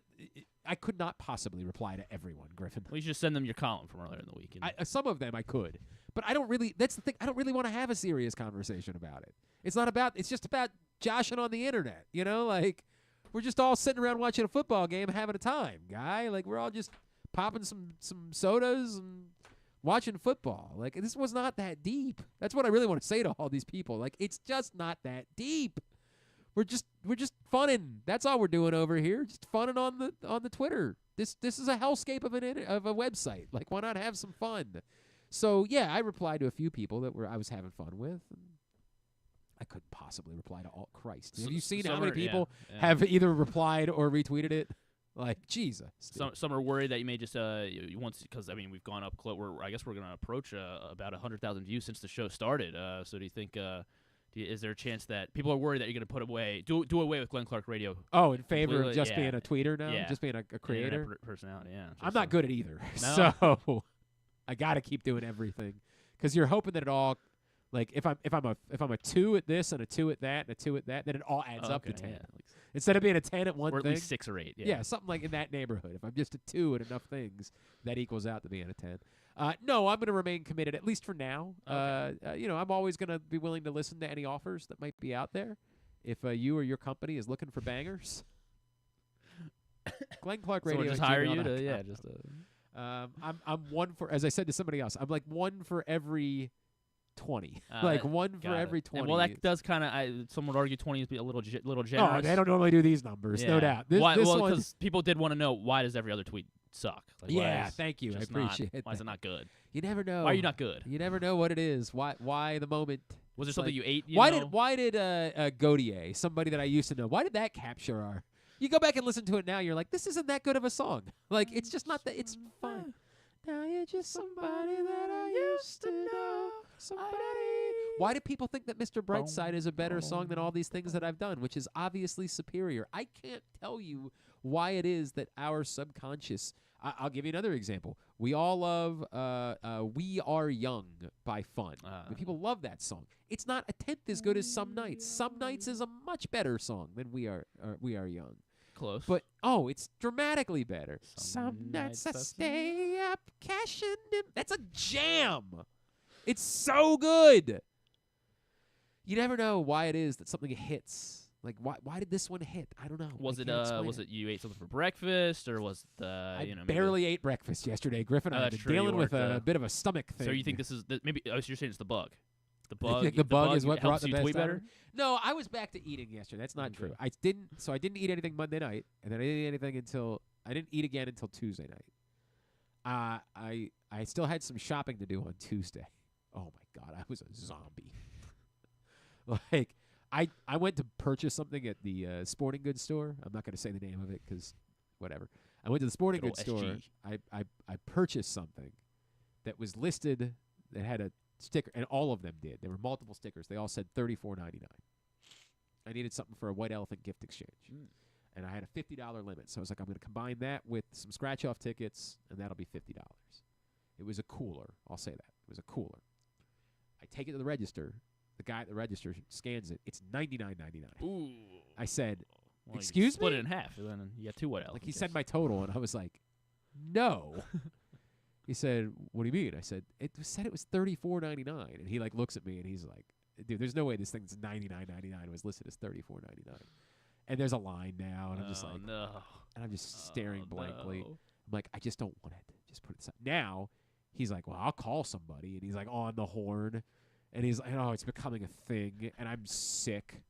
And I'm just sitting like, I just want to get out of this store. Just leave it alone. I'm not in a good place. Like, I'm in a very bad headspace at this point. And he won't let it go. They're like, oh, dude, you were right. I'm like, I know. I was like, oh, it was $59.99. I said, no, it's not. What kind of establishment has 3 different prices for one effing cooler? He was like, well, dude, it's $59.99. That's like $40 better. I said, no, I don't want it. I want it for $34.99, which is the price that it's listed as back on the shelf. But obviously, you've got a bigger I'm like losing it. I am losing it. And I'm just, get me out of this effing store now. So I had to go out. So while I'm out, because we could not have the kids with us on Monday night. That's how bad. If you saw my house on Monday night, you would have thought it was a zombie apocalypse. Like I've never seen or experienced anything like it between my wife and I. So I had to get the kids. The kids had to come home because now my mother-in-law is convinced she's about to get the thing, and I'm like, you don't want me anywhere near you. This is alien. It's like It's like being in Cabin Fever, the Ryder Strong movie, and you just know that you're about to be the next one. You're like, I've somehow avoided drinking the water to this point, but like you're about to go put your hand down that girl's pants, and everybody's like, don't do it, Ryder. Don't do it. You're going to get the ick. You can't help yourself. She took her pants off. What are you going to do? That's exactly what it's been like. So I had to go pick my kids up, and I still had one more stop to make, and it was at Dutch Market. And my kids are like, have you eaten anything? I'm like, no. You just collapse, and then you just collapse. They're like, you should probably try it. And I'm like, who are you? What are you, Qadry? So the first thing I ate again was a smoothie at the Dutch Market. They had a produce stand at the Dutch Market. That she made me a strawberry banana smoothie. And after I consumed that, I said, okay, maybe I got a shot here. Maybe I can get back to the normal people world. And so on Christmas Eve, I didn't get to have my stuffed shells, and I'm still angry about that. But my wife made some chicken, like a I don't know, it was the lemon chicken, and I ate a little bit of that. And so I was like starting to like come to. My mother-in-law had ordered some Omaha steaks for Christmas, and I went out and I grilled them yesterday, bacon wrapped steaks. Dang. Thanks for the fillet. invite. I mean, Thanks little for the invite. Yeah, right. Little petite fillets. Not like these weren't big dogs. Ah, Thank God they were only petite fillets because I didn't have any more than that in me. And then my kid, because we ate probably around 2 o'clock yesterday. And then after the game, the kids were like, "Are we going to eat again?" I'm like, "Eat, eat." Okay, what are we talking about? And tonight is one of my favorite, because tonight is my big Clark family get together. It's one of my favorite meals of the year. It's basically just Thanksgiving again, except we switch out and do a roast instead of doing turkey. But it's all the same fixins. It's all the same, the spicy potatoes, the pineapple upside-down stuffing, the buffalo dip. It's all going to be there. It's one of my favorite meals every year. And I'm like just trying to build my stamina back up to be able. It's important that I be able to eat tonight. So the key is... I've also only consumed ginger ale for the it's been nothing but... I probably have the power of ginger ale is my what wife is generated this convinced that I'm tweet. dehydrated because I haven't been drinking enough water because like I'm just so afraid that I just keep drinking ginger ale. Like, just give me another ginger ale, dog. Terrified. All right, so you got to replicate that exact in order to get the same. Yes, I'm going to have to get a terrible viral infection or whatever it is. Who knows? Whatever this Smoothie bug at the Dutch was. Market. Smoothie at the Dutch Market. Omaha steak. Yeah. That's going to have to be the plan every game day for the moving forward. Strictly ginger ale. Yep, strictly ginger ale. Nothing else. Any other questions? I guess not. I'm looking now. Over 370 bookmarks. Why do we think? Why would somebody? That's what I'm asking you. Yeah. What's the difference between bookmarking something and liking it? Now that people can't see your likes anymore. Well, I guess your likes are only for you. A like is more so you can show. I guess more, people can see that. Yeah, people can see that. But I can't see. I liked. Can I not see who bookmarked it? I'm gonna like the tweet right now and just give you a notification. Yeah, I guess I can't see who bookmarked it. Yeah, you can't see who bookmarked it. All right, so it's just some way to like something Somewhat without more private. people knowing that that's very weird. I don't know. Like is a little bit more supportive to the creator. To the did you just like account. it? Yeah. Oh, so you did see it? Okay. I wanted to see if you would see it. I don't understand. So is the point of bookmarking is? I guess some people. Well, I think you can also. Can you make bookmark folders? Can you like make a certain? Dog, I'm not. This is no, not. I don't think you this can. is not my area. It doesn't look like you can. This is not my place. Don't think so. Through here. No, I don't think so. I don't think you can. Oh, can you add it to a special? All right. So what's the goal? What's a particular? I swear to God, I don't know the answer to this. What's a very successful tweet? Like what apparently this, numbers? I guess. But what numbers does it to be like? Very successful. Are we going based on views or retweets? I don't know. I'm asking you. You're the young person. I don't know. I guess. Well, now since you can see views, I guess like would you say like 50,000 views is probably pretty solid? Is it? Yeah. So this is pretty. This is way above that. So what is this is I'm honest maybe like 100 retweets. What does Justin Bieber get when he tweets something? Let's see what Biebs does. I'm gonna guess he like every tweet has millions. I don't know of if views, he's right? I don't know if he's like really a tweeter now. So it's like. Oh really? Wasn't he like the original? Wasn't he his last tweet is from December 2022? So yeah, wasn't he the first person to have like 1 million followers or something? That could be true. Like what on Instagram or something maybe? No, I think on Twitter. Oh, okay. Let's see. Taylor Swift. Her last. Well, she doesn't tweet a whole lot either. Just the album. Okay. Who's a banger tweeter? These days? Let's see. Who's a banger tweeter? Let's see what Lil Sass. Sabrina Carpenter. Yeah, maybe. But it's not like she's like. Let's see what Lil Sasquatch. Let's see what Lil Sasquatch last tweeted. I don't know what that is. He's a Barstool guy. Okay. And, he doesn't tweet either actually. What about Big Cat? He's popular. Yeah. Right? Yeah. All right. We can do Big Cat or PFT. Yeah. What do they do? All right, Big Cat. Big Cat's last tweet here. He's got 1.7 million followers. Thinking about Ben Johnson. Yeah, thinking about Ben Johnson. That's I guess 285,000 views. I'm killing him. Yeah, murdering you're way better. Oh my God. The one before that, nothing just on me. me. Well, I guess. Well, we should figure out. We should go to a real internet personality, Doug Gottlieb. And see what his last. Right. Good old Doug Gottlieb. See what his last tweet. Damn it. You don't have to go 2 tweets back for a Big Cat tweet that's got way more views than this. You're doing better than Gottlieb, though. Let's Hell see. yeah. Suck it, Gottlieb. So he was tweeting during the who were the Mavs playing yesterday? Timberwolves? I don't. Oh, he was tweeting about the basketball game. He got 30,000 views. Yeah, suck it. Enjoy Michigan Tech. Why was he so into the? I guess because he's in Wisconsin, so he's. So is he in Minnesota? He's rooting for Minnesota, or he just follows the Wolves. I think you would want to be a Bucks fan if you were. You would think that. You would think that would be how you ingratiate yourself to people. I don't think he tweeted Wisconsin. about them though. Did they play yesterday? Who? The Bucks. No. Okay, well that probably would be why he didn't tweet about the Bucks. I don't know. I guess not. Griffin, I know there was the Lakers-Warriors game. I'm familiar with. I know the Nuggets played. Did they? I believe. Yeah, because I had Jokic on my fantasy team. So that would be the reason. That's the only reason I know that they played. The Suns played last night, right? Yeah. Did they play the Suns have gone back to sucking. So I think they. Well, how do you feel about LeBron? I guess Suns beat the Nuggets. Oh, I'm back on board, baby. Are we ending the? You're back. You're back on the Suns. Back on the way. NBA has officially started. Well, it's supposed to, but nobody was watching because the NFL's. Well, that was LeBron's message. Yeah, how does the season start now for the NBA if Christmas doesn't start it? Yeah, probably the playoffs. That's a great point. Starts with the playoffs. I was texting Stan a little bit last night, and he was texting me about the basketball game. I was like, Stan, I'm so sorry. I do not watch the NBA. The regular season? You're asking me to watch regular season NBA? I did watch that whatever that game was, the Warriors Mavericks game earlier this year because it was Steph Curry or Klay Thompson playing against. That was good. I'm trying to think. I was thinking about watching. I mean, I thought about turning on the NBA Cup game. I think, but then it was on a Tuesday. It kind of worked out last year a little better when it was on a Saturday. It was after the Heisman last year. Yeah. And so it was on Army Navy. So there was no football. Yeah, it was just the Heisman and NBA Cup. So I think they got to get it to line up on a Saturday again. I don't know, dog. I don't think I'm going to give a rat's ass no matter when it is. Here's what I know. What I know is I'm the god of Twitter. That's what I know. Thank you very Twitter much. Now? I appreciate it. Elon's already DMing you saying it's yours. It's yours. All right, let's get a tidbit. The top high school basketball talent from across the country once again returns to the Wycomico Civic Center December 26th through the 30th for the Governor's Challenge, presented by Pohanka and Salisbury. Witness 5 full days of elite competition featuring over 140 high school basketball teams from 16 states plus Canada. Multiple top 10 teams and nationally ranked players will display their talents on the court. Don't miss the best experience in high school hoops. For tickets and information, visit govchallenge.org. What you got? Oh, you know what? I actually have one for you today. Jim Wyatt, who covers the Titans, shared this. Morgan Cox, my old buddy, is going to move into 4th place all time for most NFL games played by a University of Tennessee alum.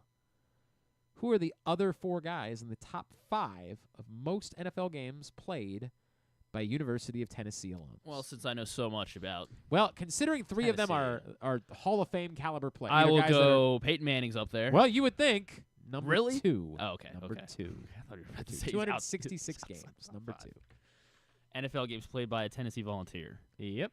All right, so we got Peyton, we got Morgan Cox. Yep. There's 3 more. Only one of them is not a Hall of Fame caliber player. Where did Eddie George go? Was he? He played for the Tennessee Titans. You are right about that. He didn't but play for the he Volunteers. played at Ohio State. Okay, so not Eddie George. Can't we just do Tennessee things? Oh, yeah, that's what you want to do? Dolly Parton. Let's see. Well, Nate Bargatze has that Nashville Christmas thing, right? Or New Year's thing. I don't know. Right. He's everywhere now. But he never played in the NFL. I don't think so, to my knowledge. Who else went to Tennessee? Played a lot of football. I don't know. Archie Manning. Where did he go to Tennessee? Ole Miss. He went to Ole Miss. Why did Peyton go to Tennessee? I don't know Tennessee that well. These are only among the most well-known football players. How about not Todd Helton, because he didn't play in the NFL. He didn't, and he went to Nebraska. Todd Helton? Yeah. Didn't it's he? a whole didn't he, it's a whole thing. He was at Nebraska. He was at he Tennessee. Started though. at Tennessee. Okay. Yeah. Let's see. It's not Jalen Hyatt. Got to think of more Tennessee football players. It wasn't Jalen Hyatt. Just to confirm. Yeah. Just so you. But he has played in the NFL, so I guess I'm getting warmer in terms of Tennessee NFL players. Who else went to Tennessee? I was wrong about Todd Helton. He did stay at Tennessee. What? Right? Okay. I thought he ended up at Nebraska. I mean, I don't know. Let's see, Nebraska. No, you were right. You were Okay. right. Just Tennessee. So you got that going for you. All right, so at least Even though you don't know anything else about Tennessee. At least I'm calling out Tennessee grads here. Right. Jalen Hyatt, Todd Helton, Peyton. Yeah. Obviously Morgan Cox, which we all knew he went to Tennessee. We all knew that. We all knew. I'll give you the one that I didn't think you had any chance of getting. Dustin Colquitt is on the list. Oh, really? Yeah. Okay. Punting, Dustin Colquitt. Punting legend, yes. Is he 5th? Is that? Dustin Colquitt is actually 3rd. Wow. Number 1 all time, a tight end. A Tennessee tight end. Yes, a legendary figure. Where did Tony Gonzalez go? Tony Gonzalez went to Cal. Let's see. Jeremy Shockey, where did he go to college? Miami. Okay. So not him. He's not a guess. Yeah, definitely not. Everybody knew that. Then where did Ditka go? I don't know where Ditka went. All right, so it's not him though. Where did Mike Ditka go? Let's go with so this guy played more games than Peyton. Pitt is where Mike Ditka went. Yeah. Let's do. Where did Dallas Clark go? Iowa. Okay, so not Dallas Clark. Which we knew that. Yeah, obviously. Not Gronk because he didn't go to Tennessee. We'll go Tennessee tight end. It was just after Peyton Manning at Tennessee. Just after Peyton at Tennessee. Oh, apparently he's the coach currently at Liberty Christian School in Texas. Did Antonio Gates go to? Antonio Gates certainly did not. All right, where did he go? Kent State, if I remember correct. Remember, Antonio Gates was a basketball player. Not Moelle Cox then either, because he was a basketball player. It was Kent State for Antonio Gates. Undrafted. Well, Antonio Gates was undrafted. Remember, he was a project. He was a convert from basketball. Like Jimmy Graham was also a convert from basketball. Jimmy Graham. Not Jimmy Graham. Also went to Miami. And then that means it has to be... Yeah. Well, you've named a lot of good tight ends. I have. This one definitely going to be in the Hall of Fame. Okay, so he's not in the Hall of Fame yet. Not in the Hall of Fame yet. Kelsey went to Cincinnati. Let's go with. He's not in the Hall of Fame yet. So, but he's like been on the ballot then, or the however it works, the nominations. So he's retired recently. Yes. Okay. Jeez, and it's not Jimmy Graham. It's not Jimmy Graham. Who's an old tight end. Boy. Who played kind of recently. Martellus Bennett. Where did he go? You think Martellus Bennett's definitely going to be in the Hall of Fame? I'm just trying to think of tight ends now that kind of retired recently. This is painful. I should cap this, but like it's something entertaining about listening to how you struggle with this. Jeez, what other tight ends? Oh my God. Not Darren Waller. They're probably not going to be a Hall of Famer. You could make an argument. No. He had a few 1,000-yard seasons. Yeah, he's good. Nobody's debating that. Oh boy. So let's. I mean, how about Jermichael Finley? No. Where did he go to college? Where did Jermichael Finley go to college? It's a good question. I don't know the answer to that. It's probably not him. It's definitely not. Probably not. Definitely not. That's why he's not a guess. He went to Texas. That's right. Okay. This guy played NFL in Texas.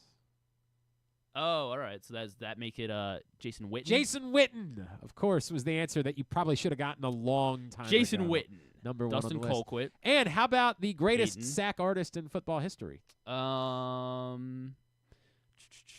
Doesn't go mean with that he finished with the most sacks, just the greatest sack artist. Greatest sack. Reggie White. Of course, it's Reggie White. Of course, it's Reggie. Knew it was Reggie from the get-go. Nailed it. Just wanted to. I knew he was fifth. I wanted to get the it's first. It's 12:41. Do you really want to to compete get with mine, or one, can we too. just go? I guess I don't have to. What was yours? I had. Well, I guess I can save it for tomorrow. All right, save it for tomorrow. It'll be relevant. All right, very good. We'll save it for tomorrow. Then let's get tubular. How about that? Have you ever thought of taking a cruise to these wonderful destinations with sunny skies and beautiful beaches? Well, wait no longer. We're ready for you to cruise from the Cruise Maryland Terminal. Have a little phrase that you can go from baggage to margarita in about 15 minutes. Choose fun with an array of destinations, onboard activities, entertainment, and world-class cuisine. Contact your travel agent and book your cruise today. Let your adventure begin. All right, Amazon Prime Video tonight. Seahawks Bears at 8:15. Banger. Yeah, huge one. ESPN, the Game Above Sports Bowl this afternoon. Yes. We threw out all the records for that. Game one. Above. 2 o'clock today. No one knows what it is. Pitt and Toledo. The Rate Bowl at 5:30 between Rutgers and Kansas State. That one's the one I think they play at the baseball stadium in Phoenix, if I remember correctly. I think that is Chase Field. I went to that game, and I can't remember who was in it when I was working out there. God, bowl season in Phoenix was awesome. Like, you had a lot of games, or yeah. I'm trying to think who else. And I was involved with the Fiesta Bowl. Okay. One year Indiana was in it. Whatever. Anyway, the 68 Ventures Bowl tonight. Arkansas State and Bowling Green at 9. Monumental Hornets Wizards at 7. NBA TV Thunders Pacers 7. Jazz Blazers at 10. USA soccer all day long right now. Wolverhampton Wanderers and Man U, and then Liverpool Leicester at 3 o'clock. Access TV for TNA Impact at 8. Non-sports. No, not well. Actually, I guess there's one big one. Of course, we have a new episode of Beast Games on Prime Video. Mr. Beast's Squid Game season 2, yes. right? Squid Game 2 out today on Netflix. I didn't want it. I didn't want them to do this because you just wanted it to be over. Like you just like that when you got to the end of the season, you were like, dude, I can't go through this again. I'm gonna watch, like I know I'll watch, but I think this is a bad idea. I think they just should have left it alone. Well, I guess we'll find out. We'll see. You'll know. You'll watch the entire season tonight, so you'll report back. Definitely not be doing that. Yeah. All right. Well, thank you for doing that. Nope. Not a chance. You think I'm gonna miss the 68 Ventures Bowl? I do. Yeah. I'm so sure. I think you will. I'm so sure that I'm gonna skip the 68 Ventures Bowl. I that won't. seems like But go ahead. What else? That's it. That's it. That's Squid it? Game and Beast Games. Oh, God, the games. That's who we are as a country. There's really just nothing this week. Thanks today to Qadry. Thanks also to Ryan Leaf. Thanks to KZ. We'll get it all up in the greatest hits section of the Can You Take Me Higher? tab at GlennClarkRadio.com. Stan's in tomorrow. Mm-hmm. Bo joins us. Yes. And your Squid Games to review. Yeah, right. Anything? Stuff. Is that where we're at? All right, very good. Don't forget, we're trying again with the drinking show on Monday. Hopefully I'll be able to breathe by then. That would be cool. And we still have a handful of these autographed Zay Flowers pictures, courtesy of the Ed Block Courage Awards Foundation. So please stop by on Monday with toiletry or underwear donations, or you can donate cash, Venmo, whatever, and we will hook you up with one of these. I owe one to somebody, so I got to take it with me today. But I guess I will give you time to think about it. Jim Larinaga is 51st all-time wins. So you want all the top 50 that are top ahead? 50 tomorrow. So yeah, you got it. I can't wait. Anyway, yes. So don't be thinking about that for Monday. Monday we're doing that. We're going to do the drinking show, and even though you've moved on from the holidays, we're bringing them right back on Monday. That's the way that it works. Holidays never over. That's correct. All right. Thanks to everybody at Pressbox, all of our great sponsors and partners, including Visit Hartford, Live Casino Hotel, Cruise Maryland, Crown Trophy, Easy Pass, Royal Farms, HelpMyGamblingProblem.org, Costas Inn, MSA, Maryland Sports, Baltimore Orioles, Governor's Challenge, your local Toyota dealer, buyatoyota.com. Thanks to Griffin at Griffin_Bass. Follow us, Twitter, Instagram, and TikTok at Glenn Clark Radio. Have a great Thursday evening. Go nobody. Duke sucks.